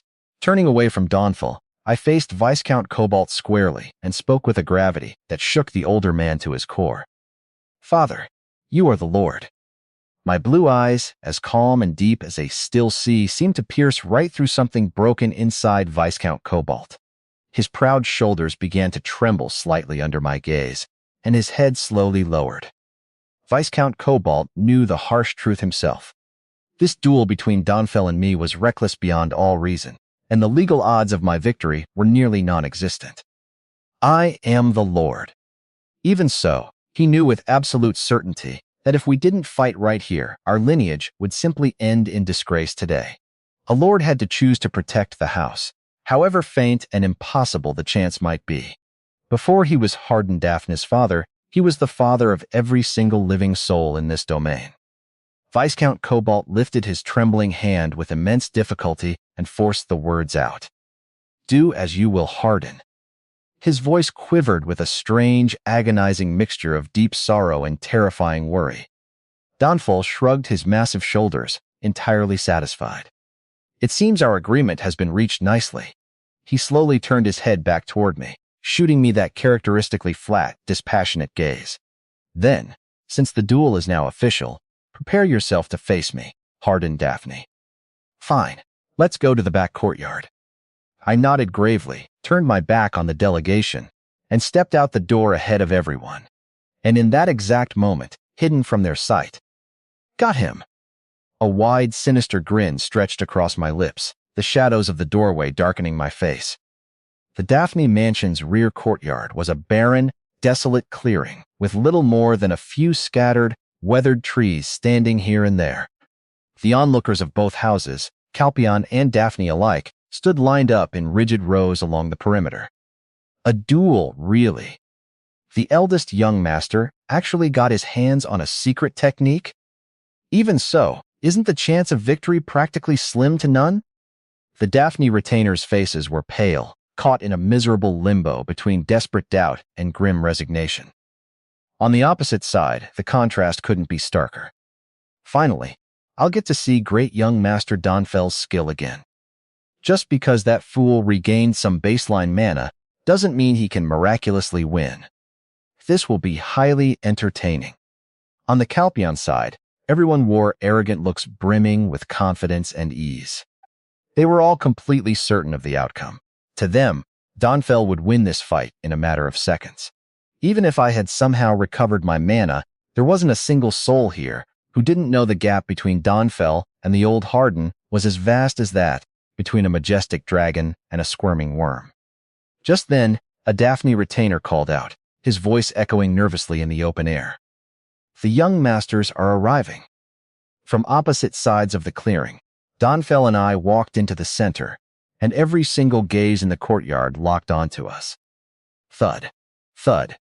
Donfel was the first to step forward, his massive frame commanding the space. Gripping his heavy, colossal bastard sword with both hands, he drew a slow, deliberate cross in the air before him and spoke in a booming voice. Donfel Calpion, eldest of the Calpion Viscounty, under the name of God Farron, I enter this sacred duel and swear absolute obedience to its outcome. Step. Step. From the opposite side, I walked forward, my hands firmly gripping a standard longsword. I mirrored his exact gesture, drawing the sacred cross in the air. Harden Daphne, eldest of the Daphne Viscounty. Under the name of God Farron, I enter this sacred duel and swear absolute obedience to its outcome.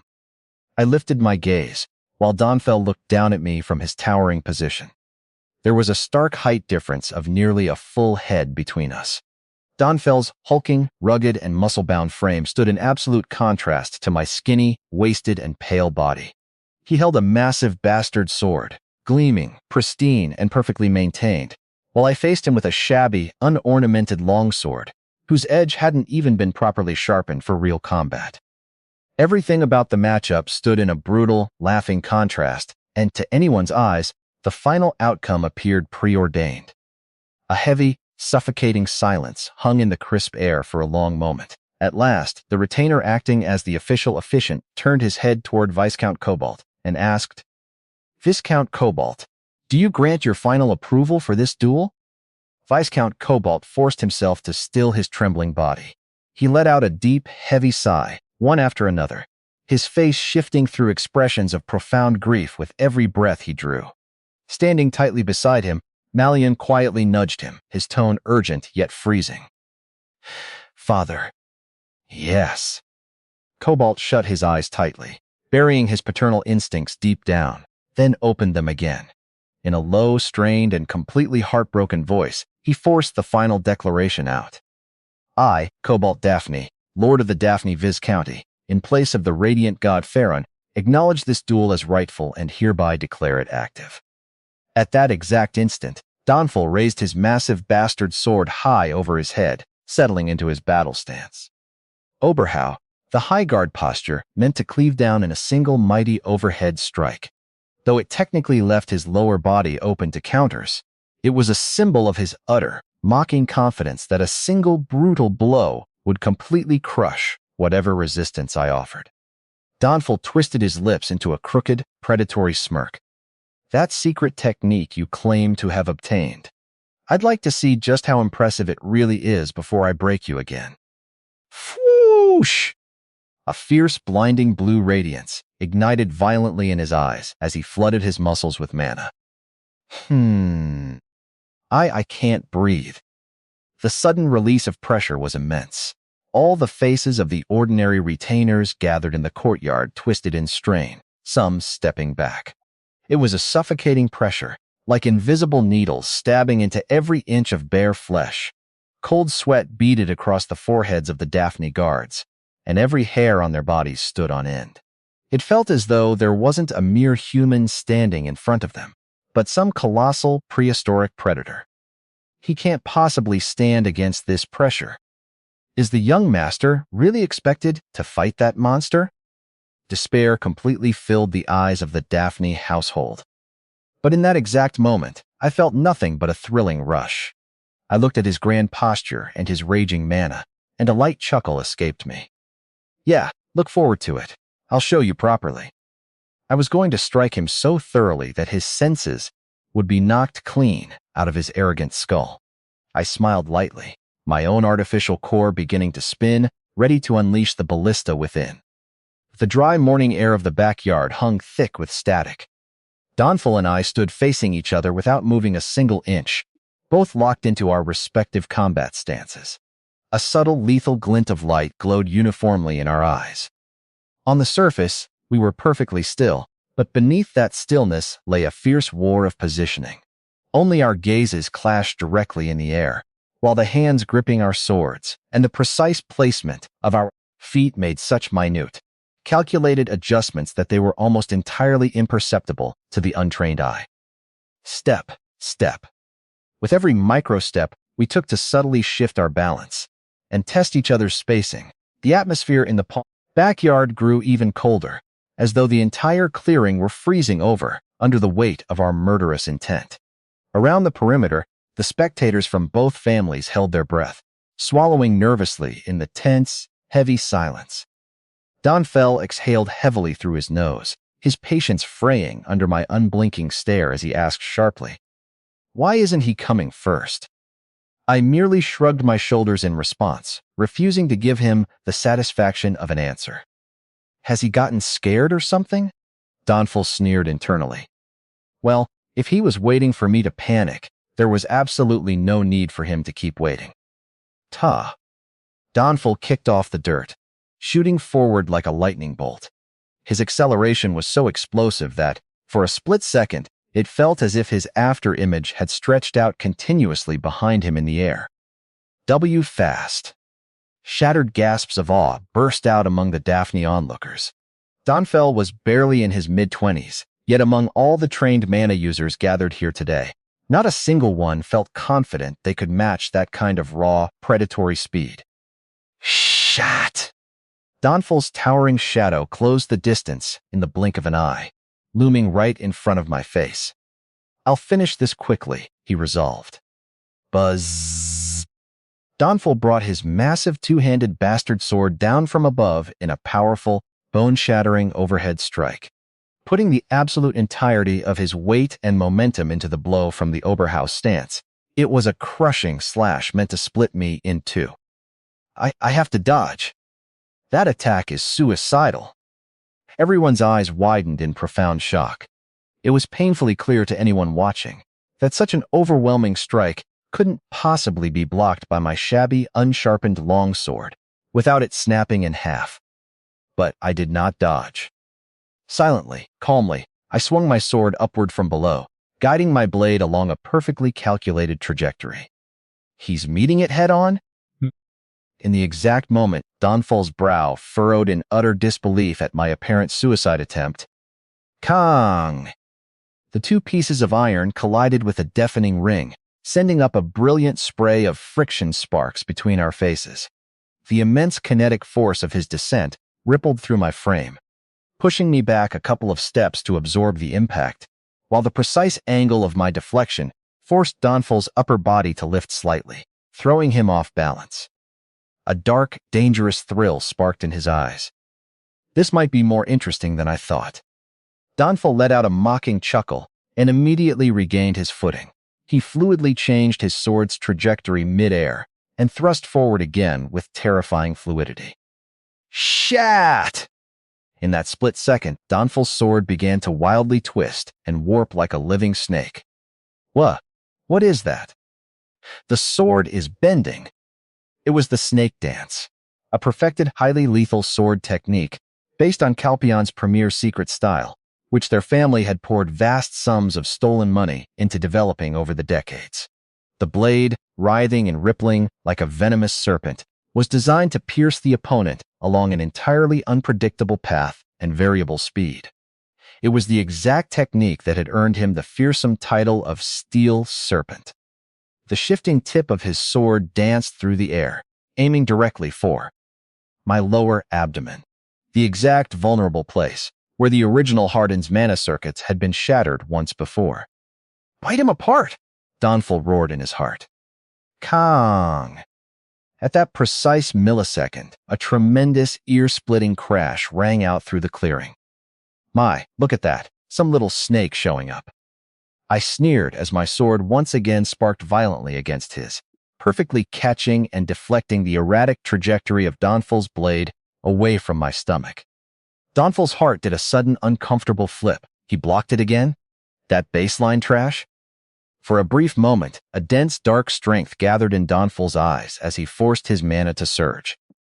Was that just blind luck? Refusing to believe it, Donfell spun his massive body with terrifying momentum and lashed out with his sword once more, executing another fluid transition. Shack! Once again, the steel danced like a rabid serpent, slipping seamlessly into what should have been my blind spots and vulnerabilities. But my gaze merely twitched slightly, reading the subtle shifts in his shoulders and wrists. Kong! Sparks flew aggressively again as I cleanly knocked the weapon aside with a precise, rigid parry. Donfell narrowed his brows, his expression hardening into absolute disbelief. He blocked it again? Ta! Sensing the shift in momentum, the two of us simultaneously leapt apart, widening the distance between us to reevaluate. "That secret technique of yours, it's not ordinary, it seems," Donfell muttered, his voice dropping into a low growl. "Acting like that was some great attack," I countered, casually shrugging my shoulders. Donfell ground his teeth together so hard the sound echoed. He didn't challenge me to this duel without thinking, is that it? He raised his heavy bastard sword once more, his muscles tensing as he spoke. Interesting. The mere fact that you actually believed you could stand against me for more than a second. Ta! Donfell kicked off the ground, tearing up the dirt as he charged back in with reckless fury. Kong, Kong, Kong. The serpent blade moved even faster now, striking through the air in a relentless flurry of blinding sparks. The attacks poured down on me endlessly, their sheer kinetic momentum growing fiercer and wilder with every passing second. But still, my defense was not breaking, not even a fraction. "Really?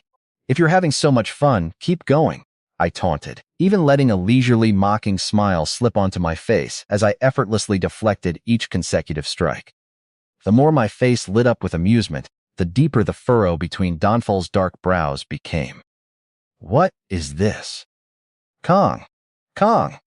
The more our swords clashed, the clearer the terrifying reality became to him. My defense wasn't simply a string of desperate, lucky blocks. Perfect angles, perfect deflections, minimal movement for maximum efficiency. To Donfell, it felt as if I could see right through his every hidden thought and muscle twitch, reacting precisely before his blade even occupied the space.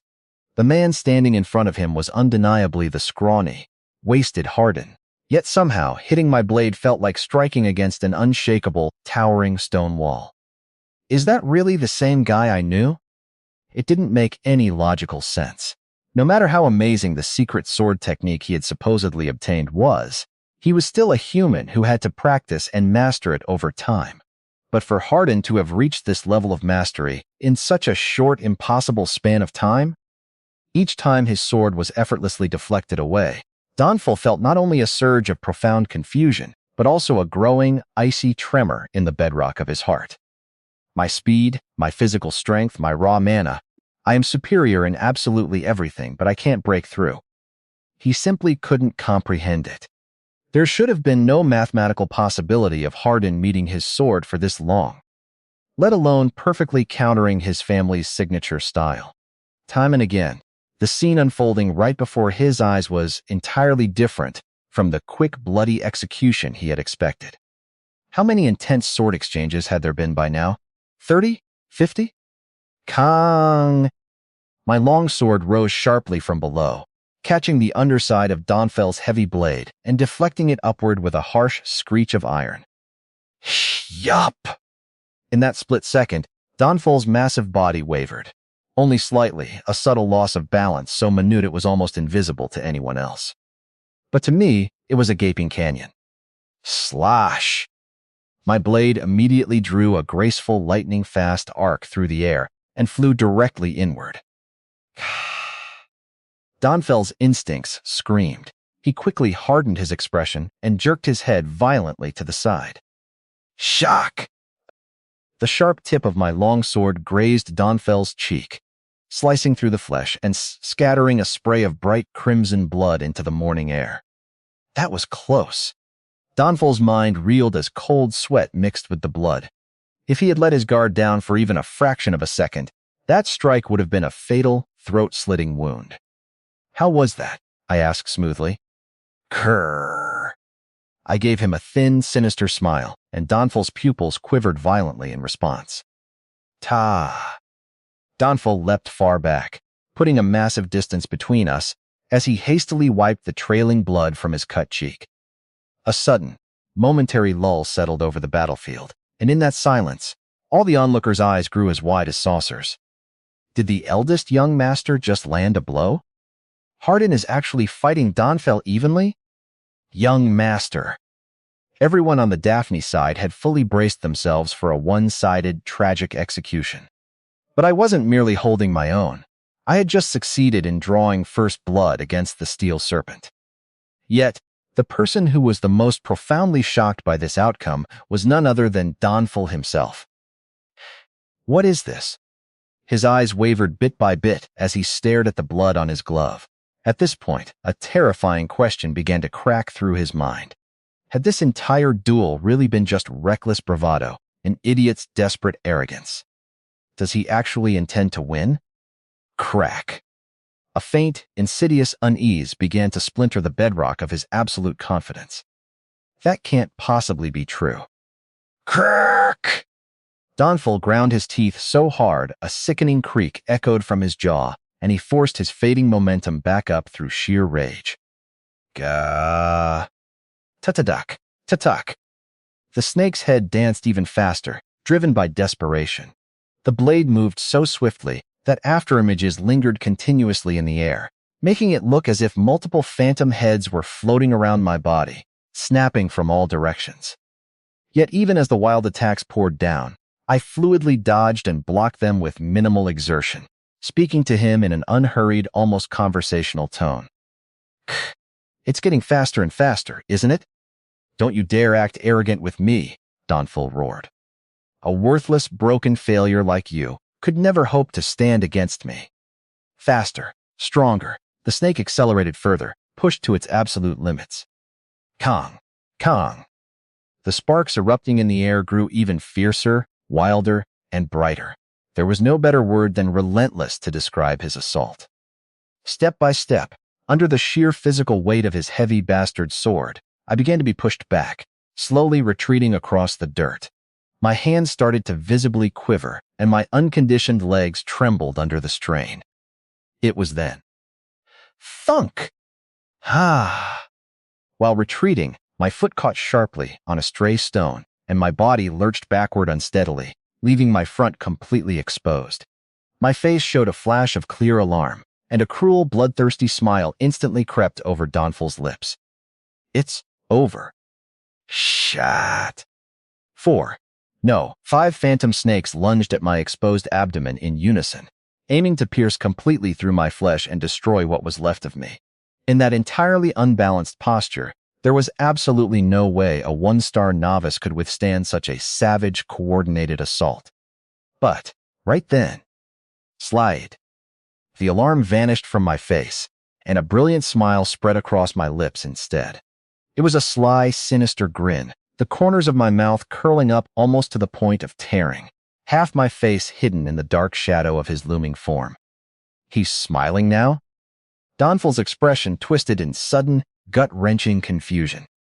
Ta! Using the stone that had caught my heel as a pivot point, I kicked off the ground with one foot, regaining my perfect balance in a flash. I shifted that entire backward momentum, straight into the sword I deliberately held drawn back, spinning my body into a devastating, sweeping strike. An unyielding, horizontal slash flew straight toward the 4 approaching snakeheads. Kong! A brilliant explosion of sparks burst into the air and the 4 serpent necks were all sliced clean through as my iron shattered his momentum. Donfel's eyes practically bulged out of his head in sheer shock as his ultimate offensive collapsed into nothing. "You shouldn't let your guard down," a voice echoed from directly overhead. He lifted his head in a daze and saw me falling straight down toward him from the air, having used the momentum of the spin to leap. When did he get up there? In the exact instant, Donfel's face went entirely slack with bewilderment. Smash! Gah! My foot smashed into Donfel's face without a shred of mercy. The sheer impact felt like he'd been rammed head-on by a charging bull. Donfel's broken teeth flew into the air as a mixture of blood and spit sprayed out into the dirt. Warng! His massive 2-meter frame was hurled far back by the force of the kick, slamming into the stone boundary wall with a heavy, deafening crash. What? What is this? Everyone watching stared blankly, their mouths hanging wide open in absolute disbelief.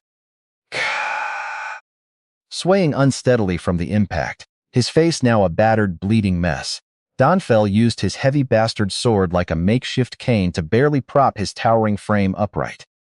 Messed up my control a bit. I grinned broadly, casually rolling my ankle around to loosen it up. The ballista-like output of this artificial core was still a bit tricky to regulate, but the raw power was undeniably magnificent. The eldest young master's attack, it landed cleanly. What was that movement just now? It felt like he literally disappeared for a second. Whispers of pure shock rippled through the onlookers. Could this reality actually be happening?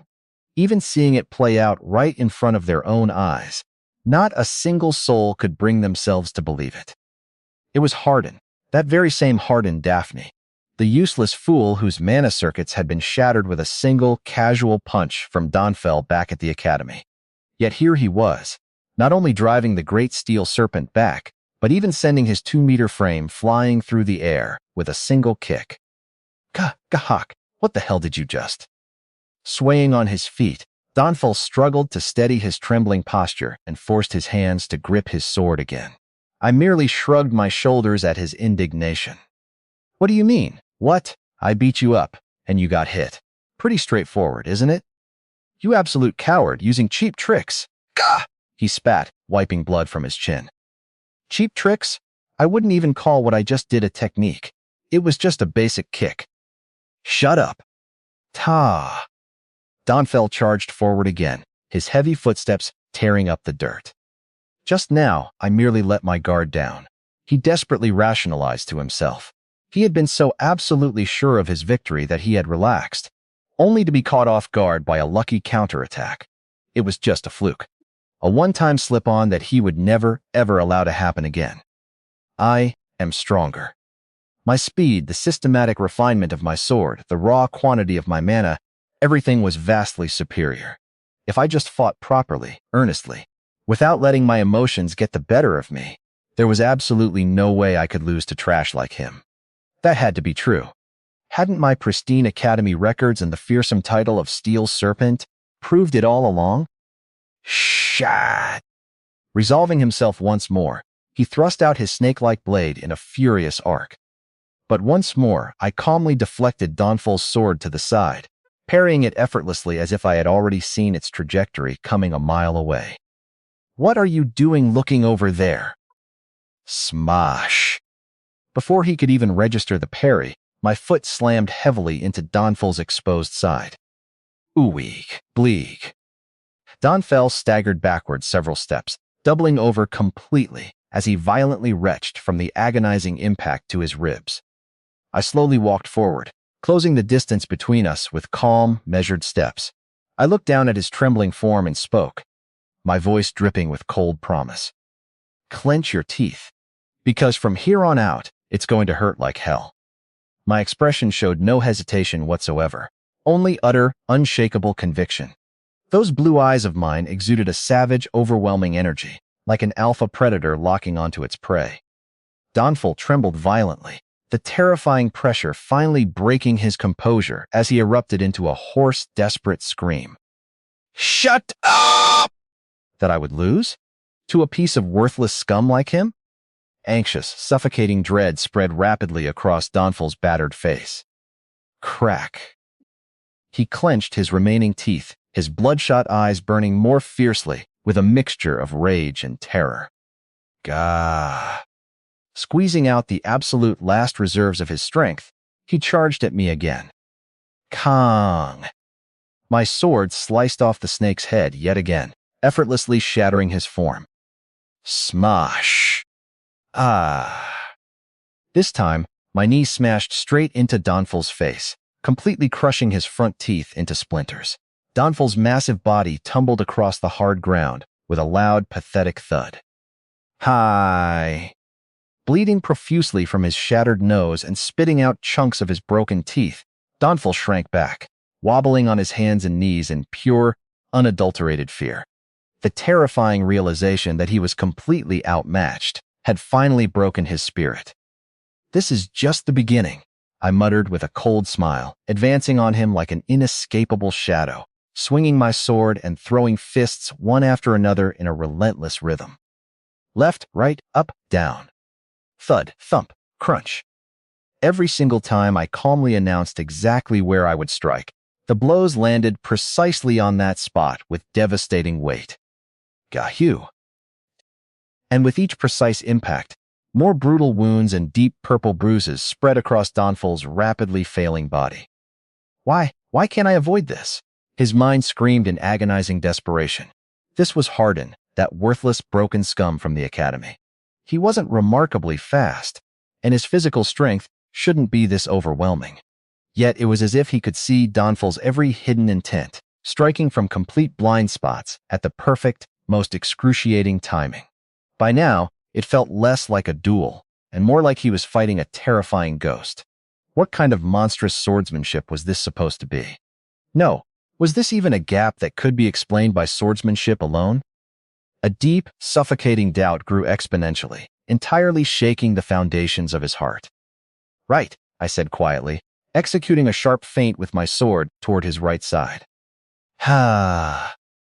Donfal flinched violently, his entire body spasming in panic as he scrambled to throw up a desperate guard on the right. Hesitation, total misdirection.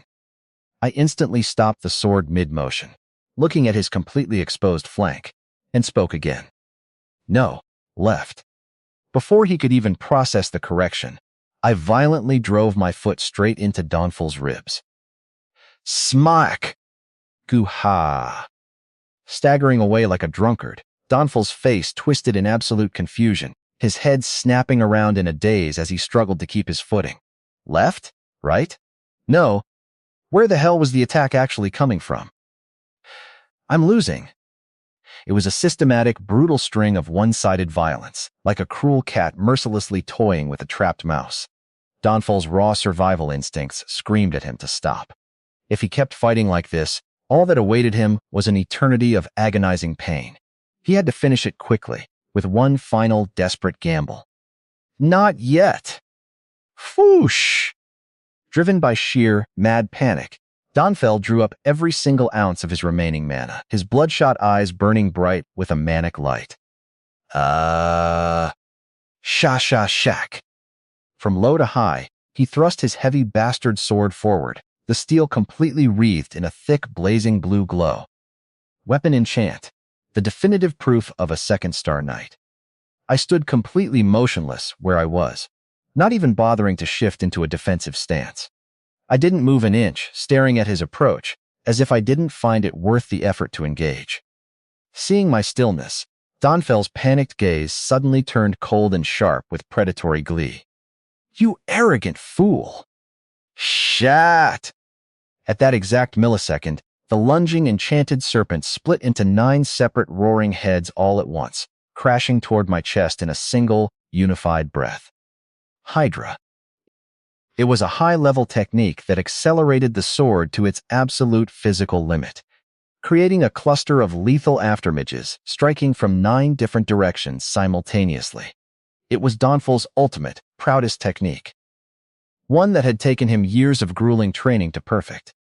You'll regret your arrogance. This attack possessed absolutely no blind spots. There was no escaping it. But right then, I merely exhaled a light breath through my nose and took a casual step straight forward, right into the jaws of his ultimate move. My steps were completely relaxed, as if I were simply out for a morning stroll. Madman, Donful thought, a triumphant smile beginning to twist his lips. Was he trying to kill himself? Just as the 9 blades were about to shred my flesh, my expression hardened and I murmured in a low, grave, and echoing voice. Ungrateful bastard. Crack. My face twisted into a mask of pure, ancient authority, and a suffocating, murderous energy suddenly surged wildly around my body. What is that? Donful's triumphant smile died instantly.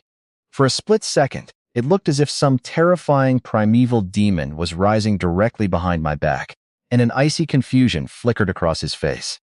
Calmly, but with flawless microscopic precision, I thrust my longsword forward. That single sword instantly split into a cascading sequence of countless, overlapping arcs, turning the steel into a roaring, unstoppable wave. Kagak, Kong.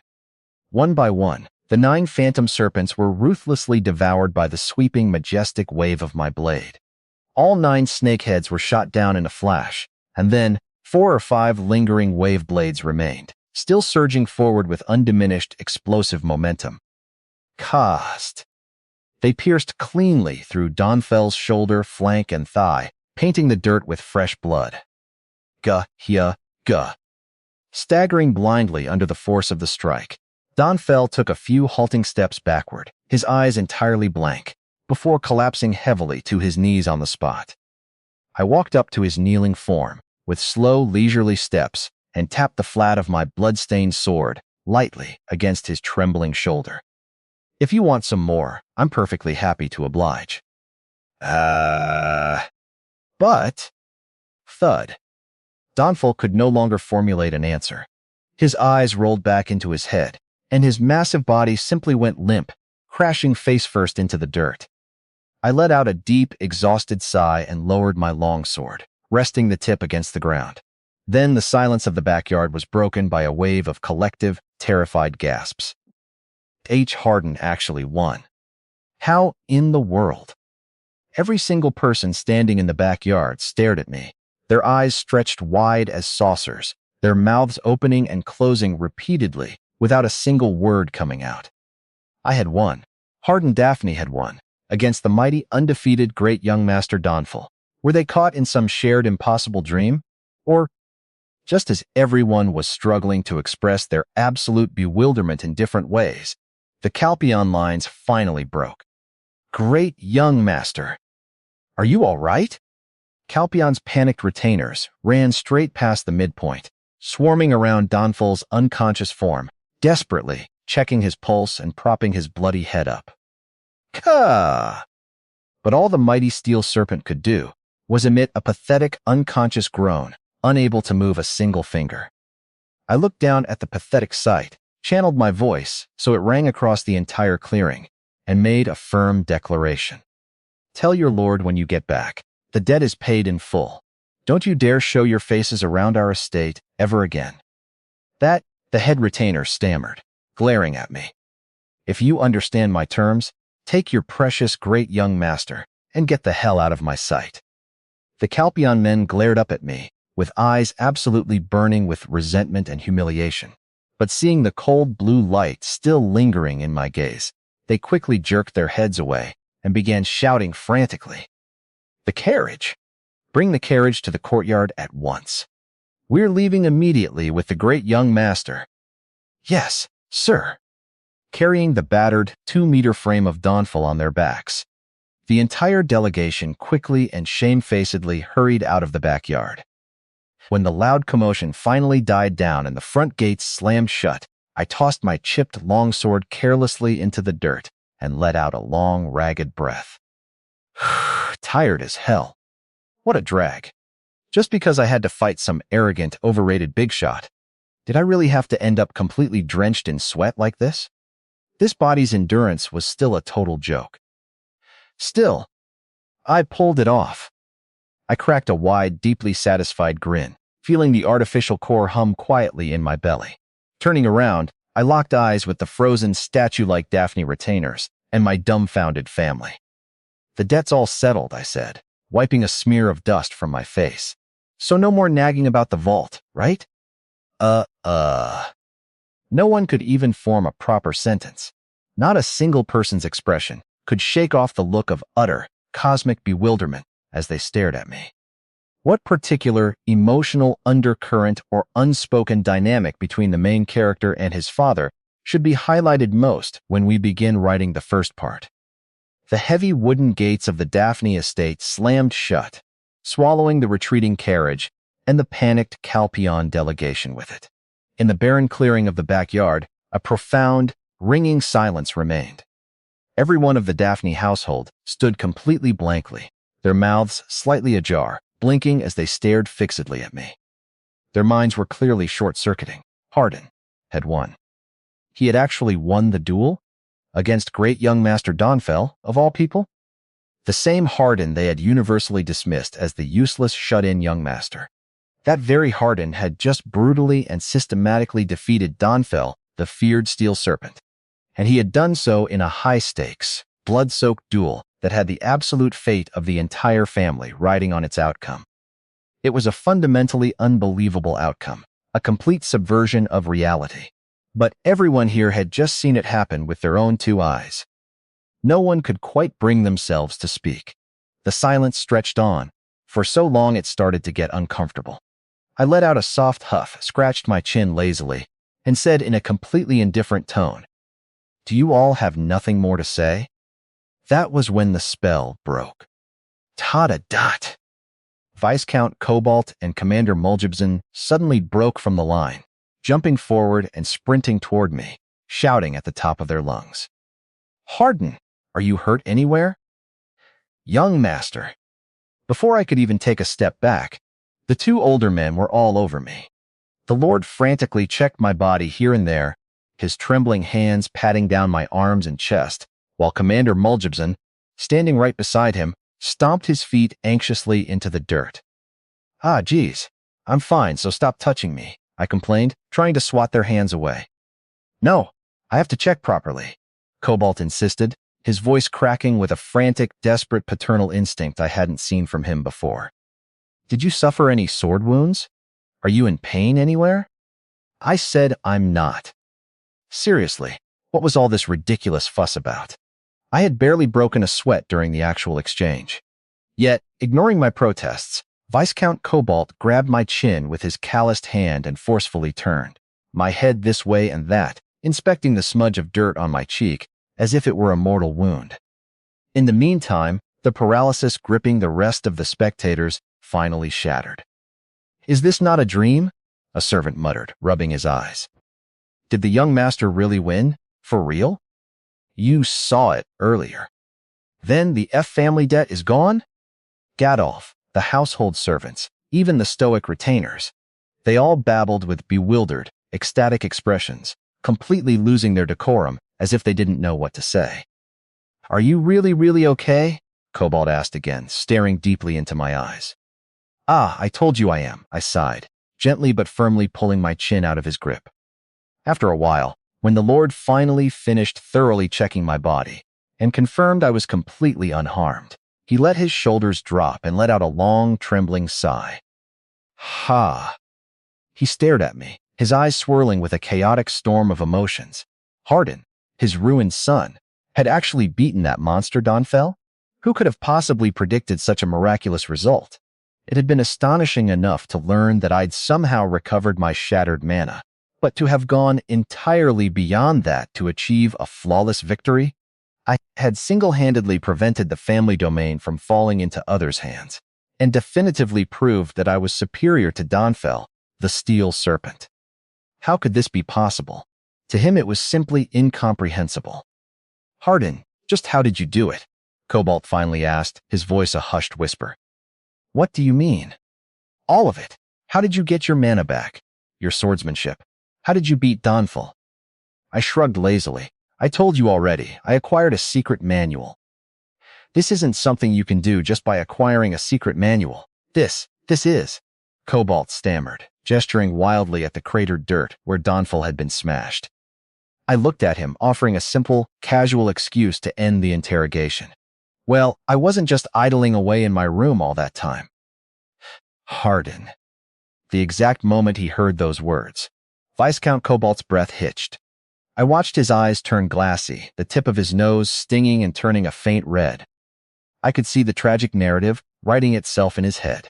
For years, he had thought his son did absolutely nothing but wallow in self-pity. He, like everyone else, had viewed me as a wastrel young master who stayed locked in his room without any motivation, only picking pathetic fights with others to vent his frustration. Cobalt himself believed that harsh assessment wasn't wrong. But for me to have produced this overwhelming outcome, had I not given up? Then, to him it meant I had struggled and bled in dark, lonely places where no one could see. Just what kind of grueling, agonizing effort had his son gone through in total isolation to achieve this result? It was something Cobalt couldn't even dare to imagine, and the weight of his assumptions was crushing him. His eyebrows trembled entirely on their own, and a bitter, suffocating guilt welled up visibly inside him. Before Cobalt could drown entirely in his dramatic pool of parental guilt, the crowd erupted. Splendid work, young master. Congratulations, you have saved the family.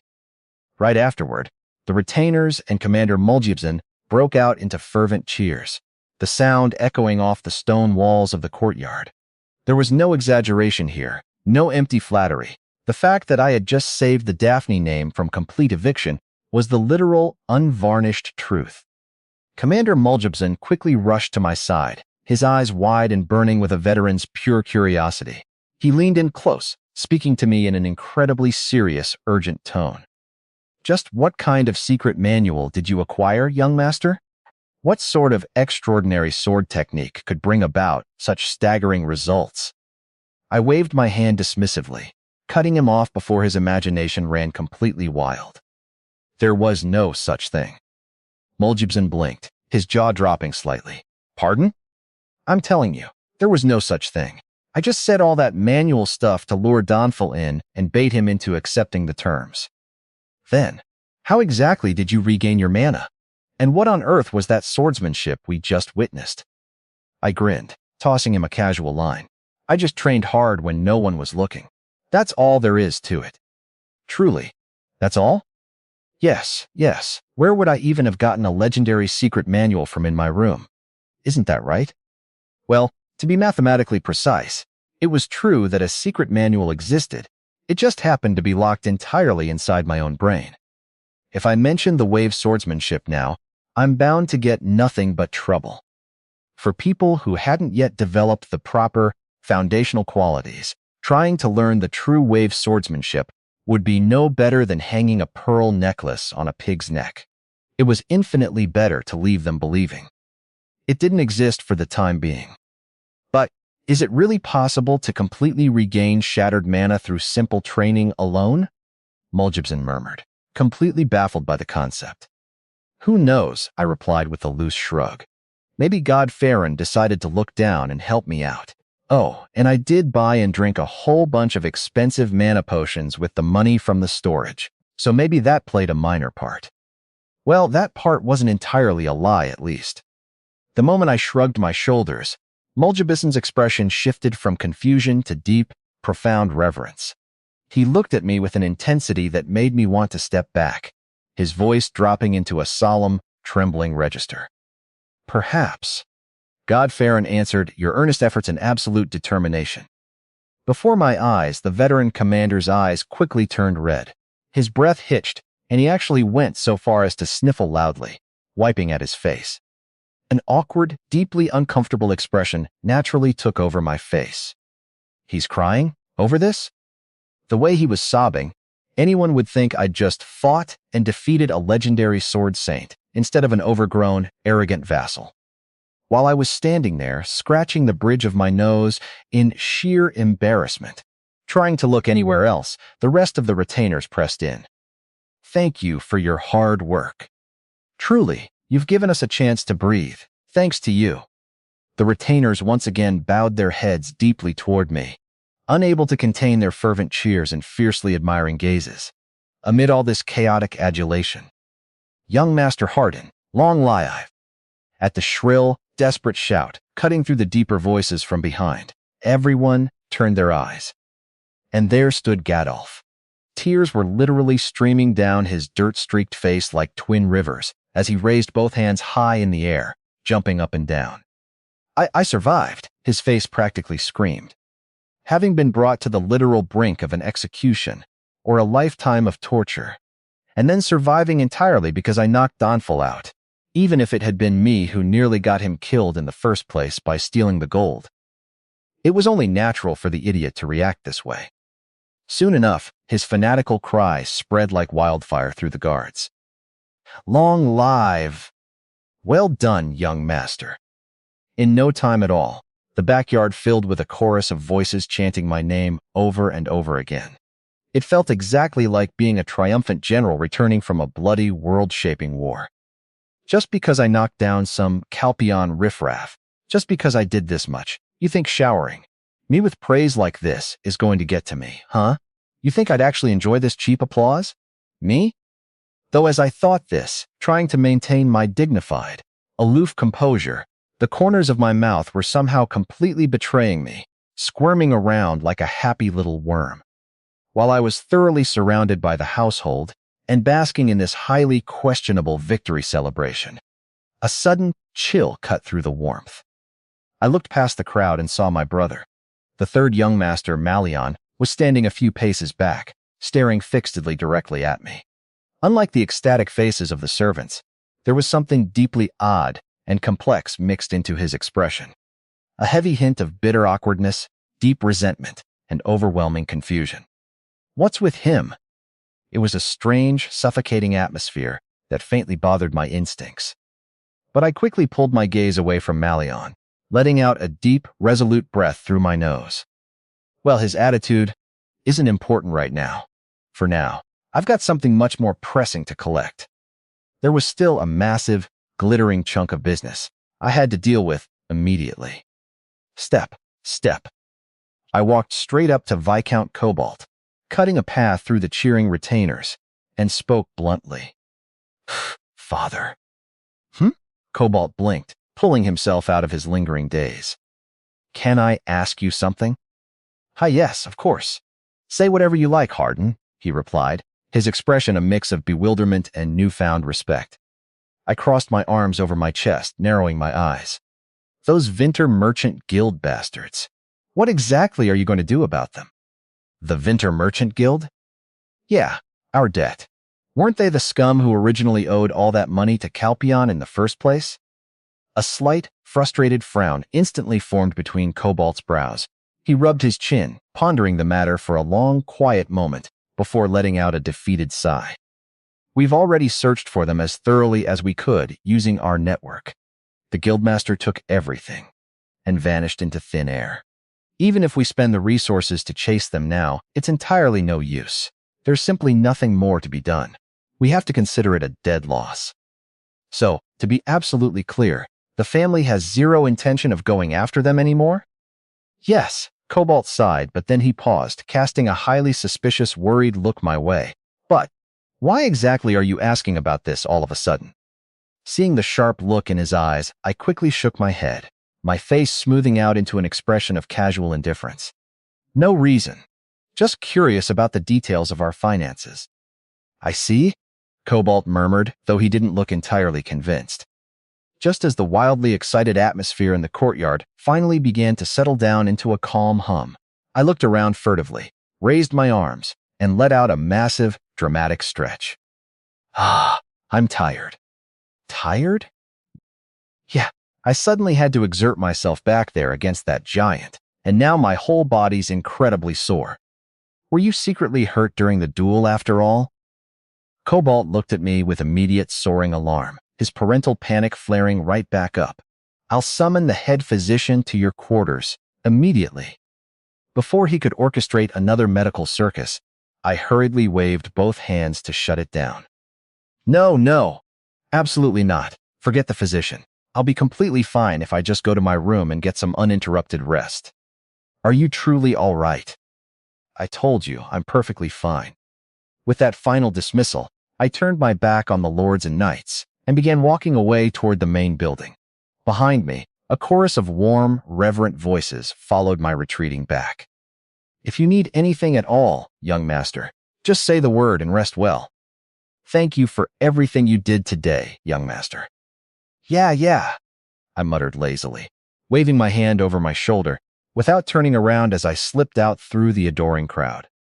The moment I rounded the corner into the side hallway, a familiar, eager shadow fell over me. "Oh, thank you for your incredible hard work, young master. I knew you could do it. I never doubted you for a second."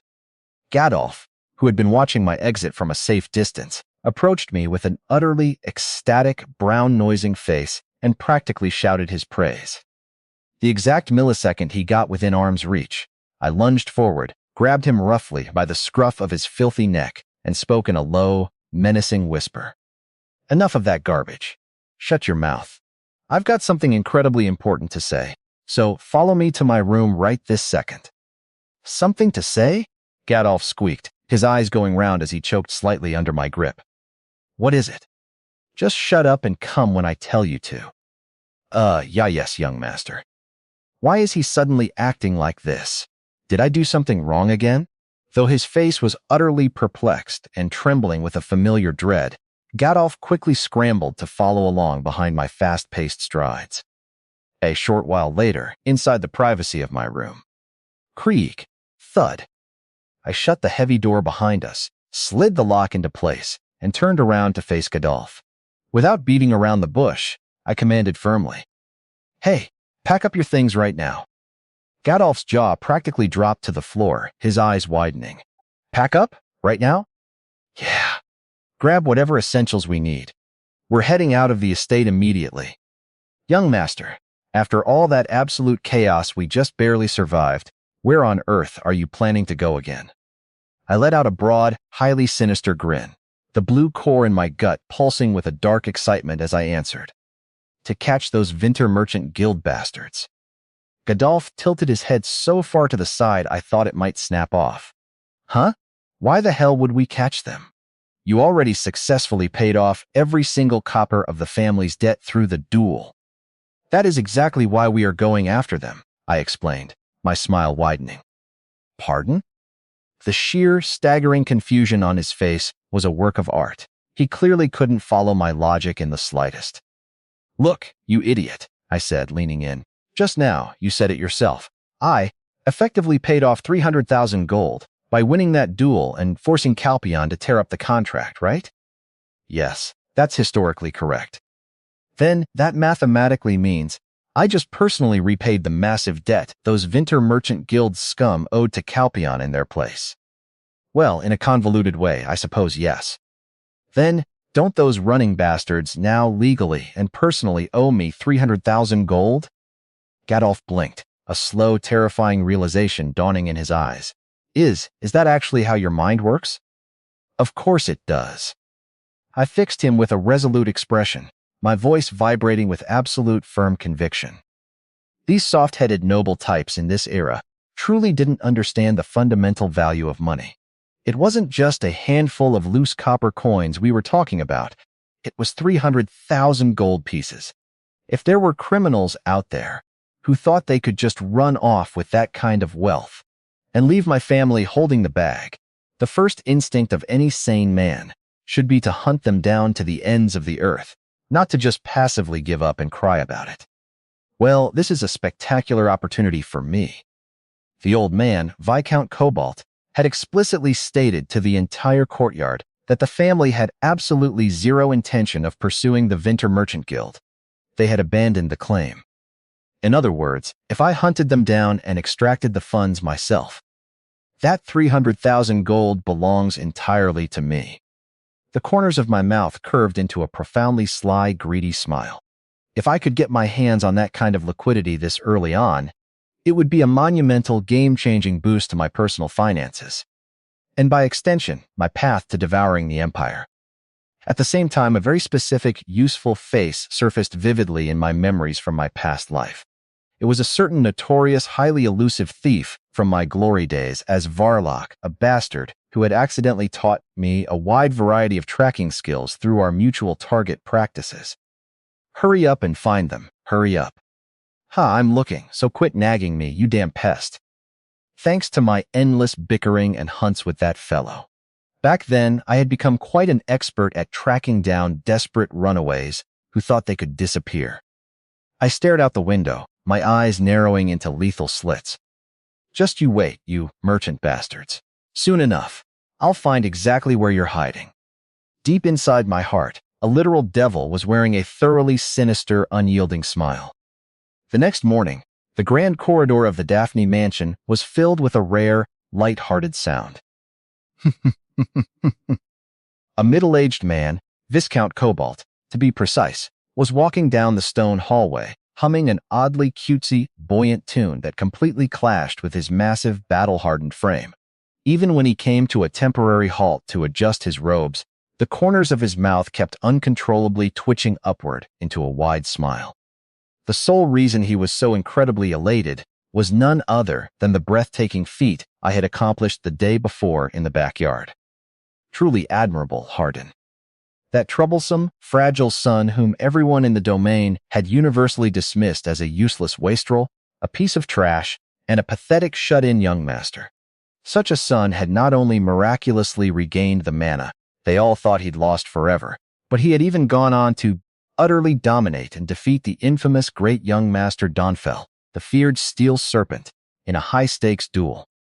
It's simply unbelievable. Ha ha ha, oh ho ho ho. Yesterday, in the immediate aftermath of the fight, Cobalt had desperately wanted to rush straight to my room and shower me with endless praise. However, he had worried that I might be too physically exhausted to handle a long conversation, and he also feared that the surrounding retainers would find the sight of the Lord, gushing over his son, completely undignified. So he had forced himself to hold back his explosive pride for a whole agonizing day. But the moment the sun began to rise this morning, his eyes flew open naturally. He could hardly wait another second to speak to me. Naturally, his ultimate destination was my private room. He wanted to look his son in the eye, offer profound praise for the great deed that had saved their lineage, and also finally clear up some massive, burning questions that had kept him awake all night. Hardin, just what kind of intense training did you actually do? When, how, and how much? I had lived for years as a helpless cripple without a single shred of mana. For me to not only regain it overnight, but to then casually dismantle Donfell. To Cobalt, that alone was a certified miracle, something to be profoundly grateful to God Farron for. But as a seasoned knight himself, Cobalt was simply dying of curiosity. How exactly had I trained to achieve such flawless predictive mechanics? Moreover, a deeper historical hope was swelling in his chest. If I can learn what kind of method he used, it might prove to be the ultimate breakthrough in finally restoring our lost wave swordsmanship. The wave swordsmanship, the legendary family style that he had fruitlessly devoted over a decade of his life, trying to artificially revive. This hidden training method of mine might be the missing piece to bringing the Daphne sword back to absolute life. What should he ask me first? Perhaps he should start by offering a massive, lavish reward to properly commemorate such an achievement. Pride, relief, and immense anticipation mingled together, swelling beautifully in his chest as he approached the door. He vividly pictured an ideal, heartwarming scene in his mind. Father and son finally smiling, laughing, and chatting together like the old days. Suppressing his racing excitement as best he could, he smoothed down his tunic and took the final steps. I'm here. Before he knew it, he was standing directly before my door. He wiped the goofy smile off his face, composed his features into a dignified expression, and knocked with measured effort. Knock, knock.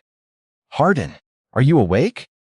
He paused, tilting his ear toward the wood, but no reply came from within. Knock, knock, knock. Hardin? Knock, knock, knock, knock, knock, knock. He knocked again and again, his volume steadily increasing, but still, a heavy silence was the only thing that answered. Is there no one in there? He muttered to himself, his brow furrowing.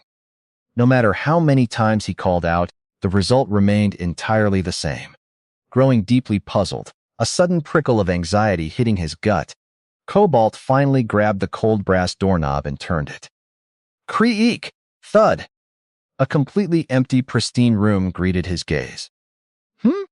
Hardin! The bed was neatly made, the sheets pulled tight and crisp, looking exactly as if no one had ever slept in it last night. Cobalt stepped inside, his eyes scanning the vacant space in confusion, when he suddenly noticed a small folded piece of parchment left directly atop the center of the blanket. Viscount Cobalt approached the bed with hesitant steps, reached down, and picked up the note. Unfolding it, his eyes locked onto the elegant, sweeping handwriting left behind. Gone to collect unpaid debts. Hardin? Unpaid debts. Cobalt whispered the words aloud, staring blankly at the paper. What in the world did that mean? And why on earth had he vanished all of a sudden in the middle of the night? Viscount Cobalt's face instantly clouded over with a heavy, uneasy wave of deep suspicion. What specific element of Vinter's sheer panic or the desolate forest setting should be emphasized most when we begin writing the first part? The sun blazed relentlessly in the clear midday sky, casting harsh beams down into the dense, silent depths of a desolate forest. Swoosh! A grand, roaring waterfall cascaded refreshingly down a nearby mossy cliff face as wild birds chirped in the high canopy, completing a deceptively picturesque scene. Nestled right into the center of this clearing stood a solitary, rustic log cabin. At the center of that house, a middle-aged man with an incredibly ugly face resembling a bloated toad sat, entirely relaxed in a wooden rocking chair, mindlessly gulping down alcohol from a thick glass bottle. This is great, really great. The air is good, the scenery is absolutely good. The man's name was Vinter Pelham. Until a few short months ago, he had been the official, wealthy owner of the prominent Vinter Merchant Guild, which used to serve as the main trading partner of the Daphne Viscounty. Now he wore a thoroughly blissful, greedy smile as he gazed out the window at the cascading waters. If I'd known it'd be a paradise like this, I'd have switched allegiances and betrayed them much sooner. Recently, he had eagerly accepted a lucrative, under-the-table offer from the Calpion Viscounty and joined in a certain covert scheme. It would take far too long to explain all the gritty, underhanded details of the transaction, so to put it simply, it was entirely about utterly crushing and bankrupting the Daphne Viscounty, the very same house that served as the main client and historical lifeline of the Vinter Merchant Guild. It was exactly the sort of despicable, underhanded thing that honestly ought to prick a normal man's conscience, viciously, betraying a lifelong customer and benefactor. But to a rat like him, the final reward was simply too sweet to pass up. From now on, I've got nothing ahead of me but pure success and luxury.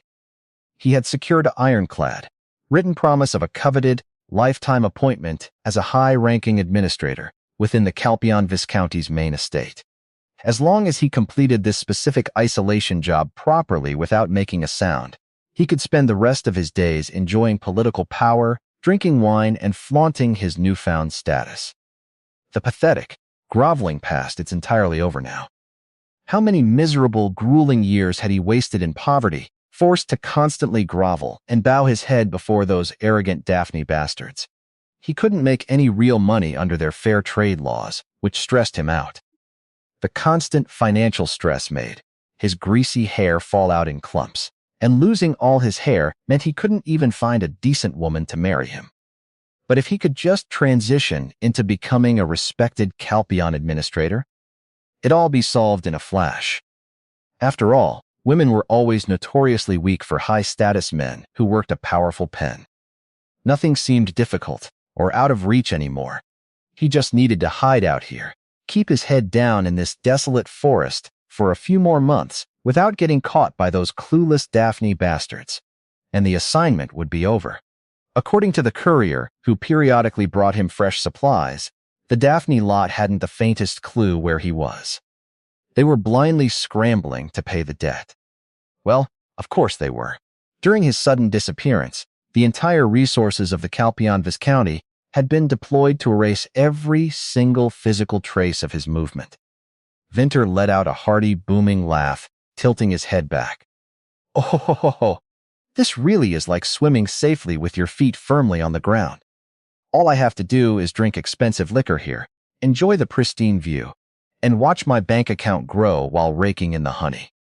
Just then, did I finish it all already? When Vinter tipped the bottle completely over his open mouth, only a few tepid drops fell out onto his tongue. What an absolute mood killer. He grumbled, forcing his fat frame up from the rocking chair, and tore open a few large wooden crates, stacked heavily in the corner. But to his immense frustration, every single one of them was filled with nothing but empty glass bottles. Bah, whatever. They'll be coming soon enough anyway. Every 10 days, the Calpion people brought fresh supplies regularly like clockwork, so the alcohol would be restocked before long. Maybe I'll just take a nap to pass the time, Vinter muttered, scratching his hairy belly as he started to lie down on the cot. Knock, knock, knock. Suddenly, someone knocked heavily on the cabin door. Key, they say even a lion appears when you speak of it. Vinter's face instantly lit up with a massive smile as he spoke aloud. He thought it was the courier arriving early. Who's there? I've brought the supplies. Tap, tap. Vinter stepped lightly over the wooden floorboards and flung the heavy cabin door wide open with a welcoming grin. Why'd you come so early this tea, huh? And right there, two entirely unexpected, terrifying figures were standing on his porch.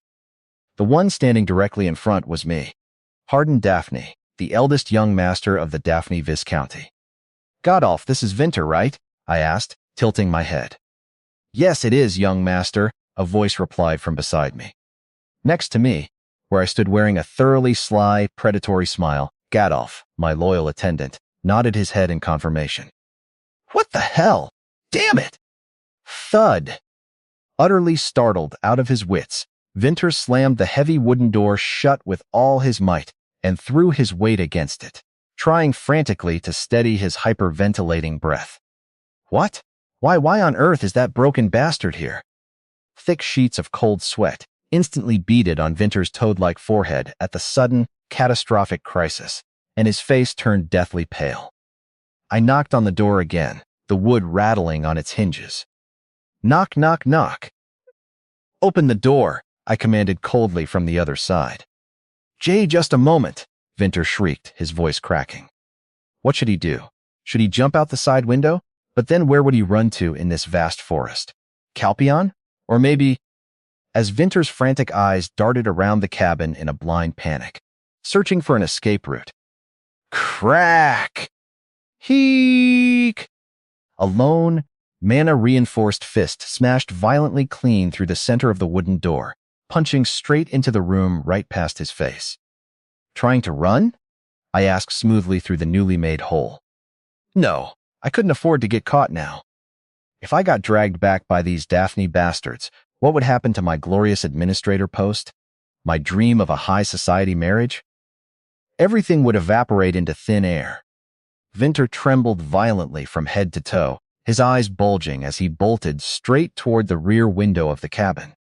Creak! He flung the wooden shutters open with a desperate slam and was just about to leap out into the brush when... Wham!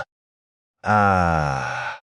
The cabin door, completely torn off its iron hinges by a vicious kick from behind, flew horizontally through the room and slammed heavily into his back, pinning him flat against the floorboards. Arg, it hurts, my spine. Collapsed under the weight of the heavy door, Vinter writhed in agony, screaming bloody murder as a cloud of dust settled around him. I walked slowly into the cabin, stepping right over the debris, and looked down at him, my voice dropping into a freezing, razor-sharp register. You absolute bastard. Did you really think you could run off into the woods after pocketing our money? Godolph stepped into the room right behind me, his face twisting into a mask of pure, unadulterated rage. Just thinking about all the horrific shit I had to go through because of this toad makes me tremble with fury, young master. Yeah, I muttered, cracking my knuckles. It was filthy, exhausting work tracking him down. As an explosive mixture of annoyance and dark fury rippled across our faces, Vinter frantically scrambled out from under the door, dragging himself onto his knees. He raised his hands in a desperate, trembling plea. That is please, young master. I wasn't trying to steal from you. I can explain. Don't give me that garbage, I snapped, ruthlessly cutting him off. Anyone with working eyes can see you plan to hole up here and bolt the moment the heat died down. At my completely unyielding, knife-like tone, one that clearly didn't allow for a single scrap of excuse, Vinter looked up at me as if he were staring directly at a ghost. His lower jaw quivered violently as he finally forced out the burning question in his mind. How did you even find this place? The Calpion Vice County was supposed to have completely erased his trail. They were a powerful, wealthy house. There shouldn't have been any mathematical way for the declining Daphne family to track his footsteps to a hidden cabin in the middle of a vast forest. So how on earth had this particular wastrel managed to stand on his porch? Vinter's eyes were practically brimming with existential disbelief. I leaned down slightly, letting a faint, highly sinister smile grace my lips, and answered curtly, "Trade secret." What? Did you seriously think I was going to give you a roadmap? I chuckled softly. The sheer shock of my casual attitude left Vinter completely paralyzed, his mouth flapping wordlessly like a fish out of water. I turned my head slightly away from the pathetic display and gestured with my chin. Gadolf. Yes, young master. Tie him up tight. With pleasure, sir. Gadolf snapped a sharp, enthusiastic salute, instantly whipping out a thick coil of coarse rope from his travel pack. He stepped forward and began binding Vinter's hands and feet together with aggressive efficiency. Ugh, it hurts. Ugh, take it easy with the knots, you brute. Shut your mouth, you treacherous rat. Acting like you're some innocent victim, you damn toad. Every single time Vinter so much as squirmed or tried to complain, Gadolf drove a heavy, closed fist straight down onto the crown of his skull with a dull thud. Good, good. The guy has learned my methods very well. I nodded in thorough satisfaction, a pleased, thoroughly relaxed smile spreading across my lips as I watched my attendant work. A little while later, the cabin was quiet again, save for a pathetic sniffling sound. Why me?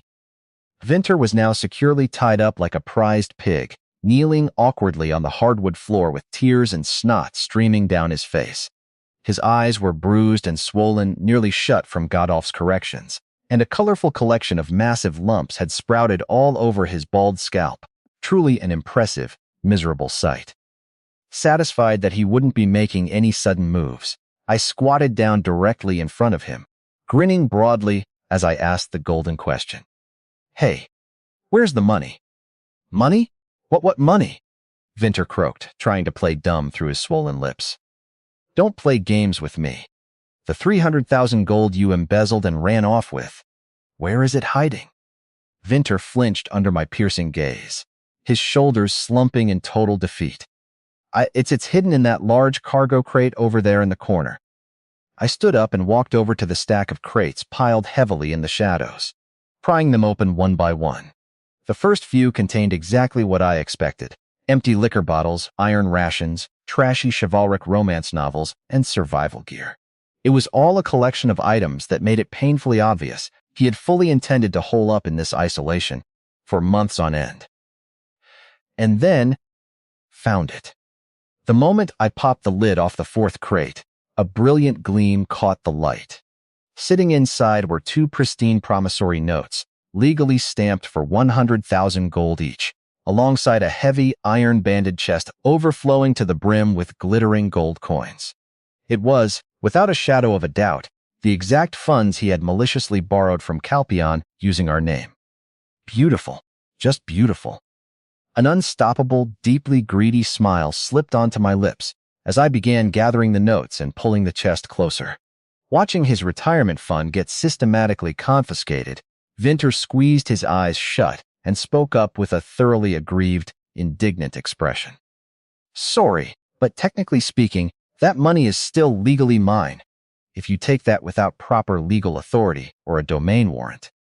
Hearing his absurd attempt at legal defense, I didn't even bother to look back. I just jerked my chin over my shoulder. Gadolf.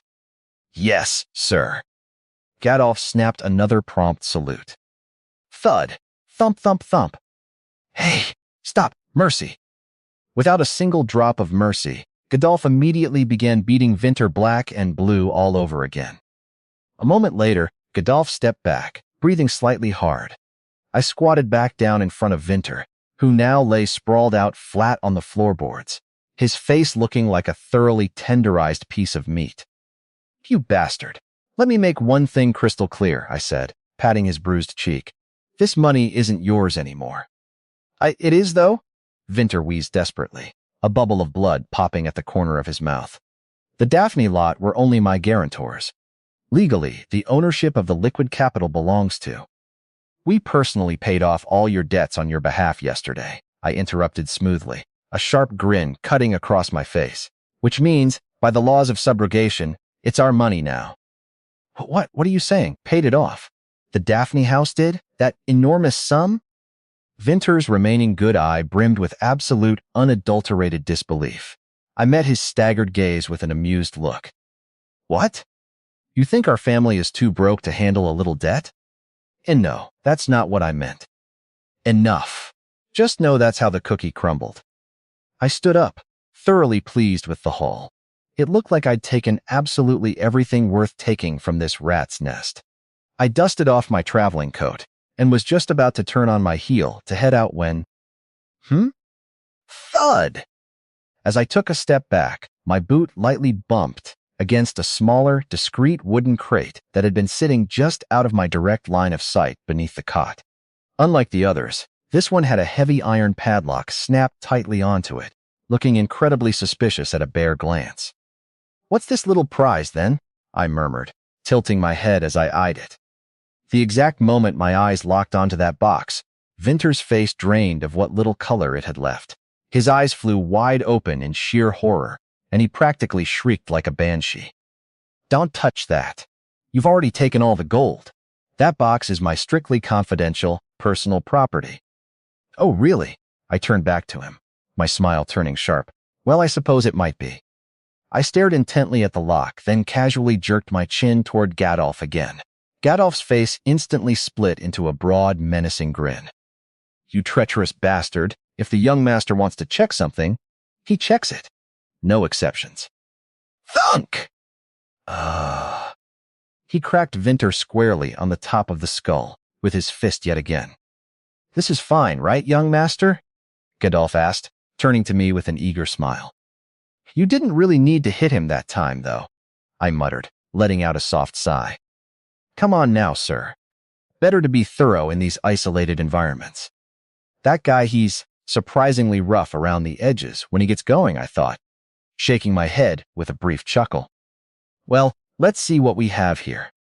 While Godolph pinned the groaning Vinter firmly to the floorboards, I knelt by the locked box. Reaching into the inner lining of my coat, I pulled out two slender, professional iron lockpicks I had kept from my past life. I deftly inserted them into the keyhole. Clack! Click, clack, clunk! My fingers remembered the tension perfectly. It took less than 10 seconds for the heavy iron lock to snap completely open. No, please don't look," Vinter sobbed from the floor. "I think I will," I replied smoothly.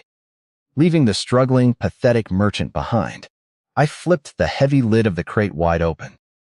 I blinked in surprise. Inside, there wasn't a hidden stash of precious gems, rare artifacts, or extra gold coins. Instead, it was filled to the brim with neatly organized, stacked bundles of thick, crisp parchment paper. I reached inside and lifted one of the heavy bundles in my hand, my eyes scanning the dense columns of ink. Ledgers? I thought, my brow furrowing. Why on earth was a runaway merchant treating a bunch of financial records like sacred, locked relics? Rustle! Rustle! Rustle! As I rapidly flipped through the dense pages, my eyes searching for a pattern, Vinter cried out in a panicked, cracking voice. "I told you, those are just personal papers, accounts of past trades. They're completely worthless to you." I ignored his screaming entirely, my fingers flying through the sheets. How many pages had I turned by then? 50? 80? Flip! Suddenly, from between the thick accounting bundles, a single, separate sheet of high-quality parchment slipped loose and fell onto my lap. "What's this secret little document?" I murmured, picking it up. The moment my fingers touched that specific paper, Vinter shrieked as if he were having a violent physical seizure. It's nothing important. It's a junk draft. Don't read that, young master. Please. You think telling me not to read it is going to stop me? It only makes me want to memorize it. Completely ignoring the hysterical, screaming toad on the floor, I flattened the paper out and began to read the crisp, elegant script written across the top. Contract. Vinter Palomi, master of the Vinter Merchant Guild, and the Calpion Viscounty, before the radiant god Farron, hereby enter into the following binding agreement. The detailed terms of this contract are as follows. I scanned the terms and my expression instantly froze. What the hell is this? The contents were brutally, elegantly simple. It laid out a quid pro quo. If Vinter Pelamo successfully carried out the Calpion Viscounty's specific administrative request regarding his clients, the Calpion House would officially hire him as a high-ranking, lifetime administrator within their main estate. And the formal date stamped at the bottom of the agreement was right before his sudden disappearance. A deep, cold realization hit me. This entire situation stank. It stank to the high heavens.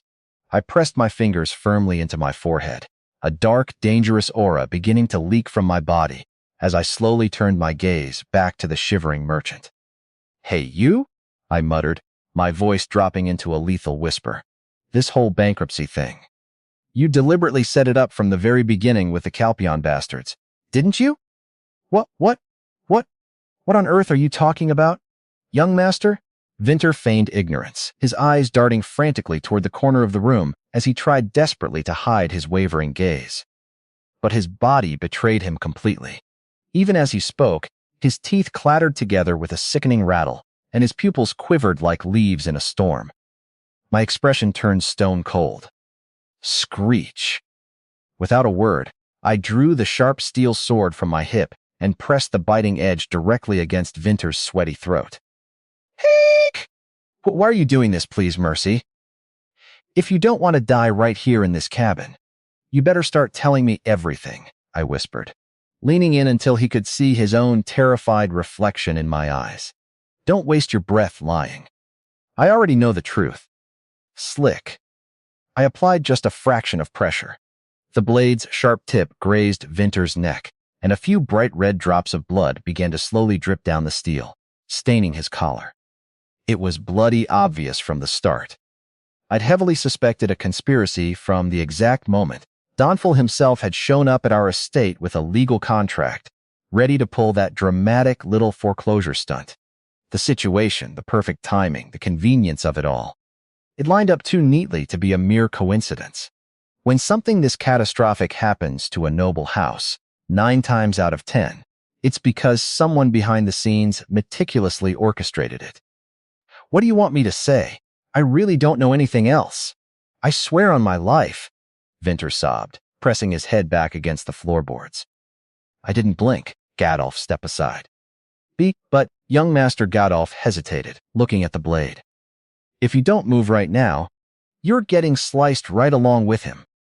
What? As I smoothly raised the sword back for a downward strike, Gadolf's face turned completely pale, and he quickly scrambled backward toward the door. Vroom! At that exact millisecond, the sword swung down through the air with a fierce, terrifying whoosh. It's true. I'll talk. Thunk. Vinter squeezed his eyes shut in pure terror and screamed at the top of his lungs. The heavy blade stopped with absolute, microscopic precision, barely a millimeter above his forehead, cutting a few stray hairs. I stared down at him. What's true? Speak precisely, every single word. See Calpion the Viscounty, they came to me, Vinter panted, his chest heaving as he stared up at the steel. They said if I took part in this financial trap, they'd guarantee me a lifetime seat as a high-ranking administrator. That's the only reason why I made Daphne the guarantor on those massive loans and then disappeared into the woods. Grit. I clenched my teeth hard, a wave of cold fury washing over me. So that's how it is. For a petty, small-time merchant, this toad had covered his tracks far too cleanly for our scouts to trace. But if an entire wealthy noble house had been backing his movements and hiding his accounts, it finally made perfect mathematical sense. Calpion. They'd used the glittering promise of an administrator's seat as bait to make this pathetic rat stab us in the back. Between the stunt Donful pulled in our lobby and this hidden contract, every single piece of the puzzle clicked perfectly into place.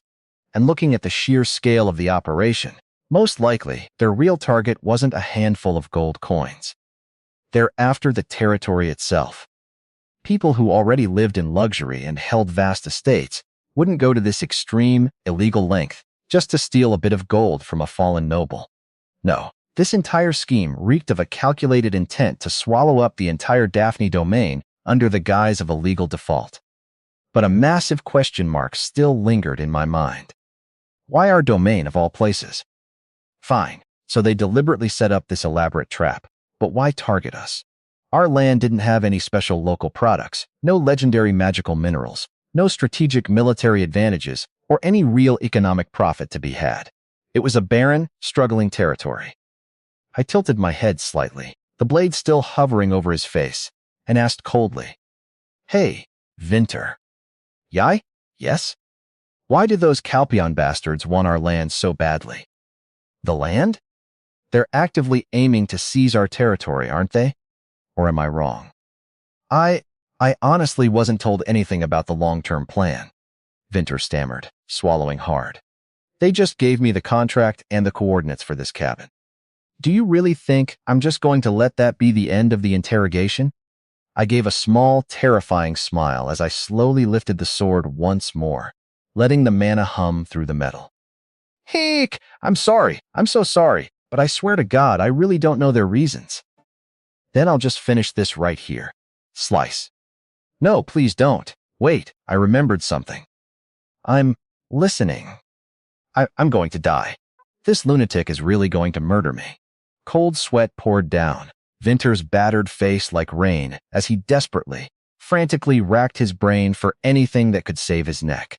As I waved the sword back and forth above his eyes, making it clear I would spill blood any second, Vinter suddenly widened his eyes as if a lightning bolt had hit him and shouted frantically, "Tch! The Calpion retainers, they said something strange when we were signing the papers." "Something strange? Like what?" "They told me that I shouldn't feel guilty because Daphne was completely destined to fall very soon anyway. They said I should just cooperate obediently, because even if they didn't use financial methods like this loan trap, the Daphne domain would end up completely theirs in the end. They told me not to waste my energy resisting an absolute certainty and to switch allegiances in advance." I stared down at him, searching his face for any sign of deception. "You're not lying to me?" "No, I swear on the graves of my ancestors, it's the absolute truth. I only went along with the scheme because I was a merchant trying to survive a storm." "What in the world do those Calpion bastards know about our land?" I fell entirely silent for a long moment, considering the implications of his words, and then nodded slowly to myself. A territorial war. I still didn't know the underlying, hidden reason, but those bastards were fanatically obsessed with claiming Daphne's land. And if legal traps failed, the final measure they'd inevitably resort to was a direct, bloody territorial war.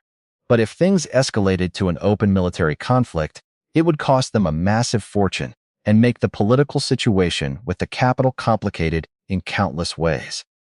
Before taking that risky leap, they must have tried to set up this clean financial scheme with this Vinter bastard to bloodlessly inherit the land.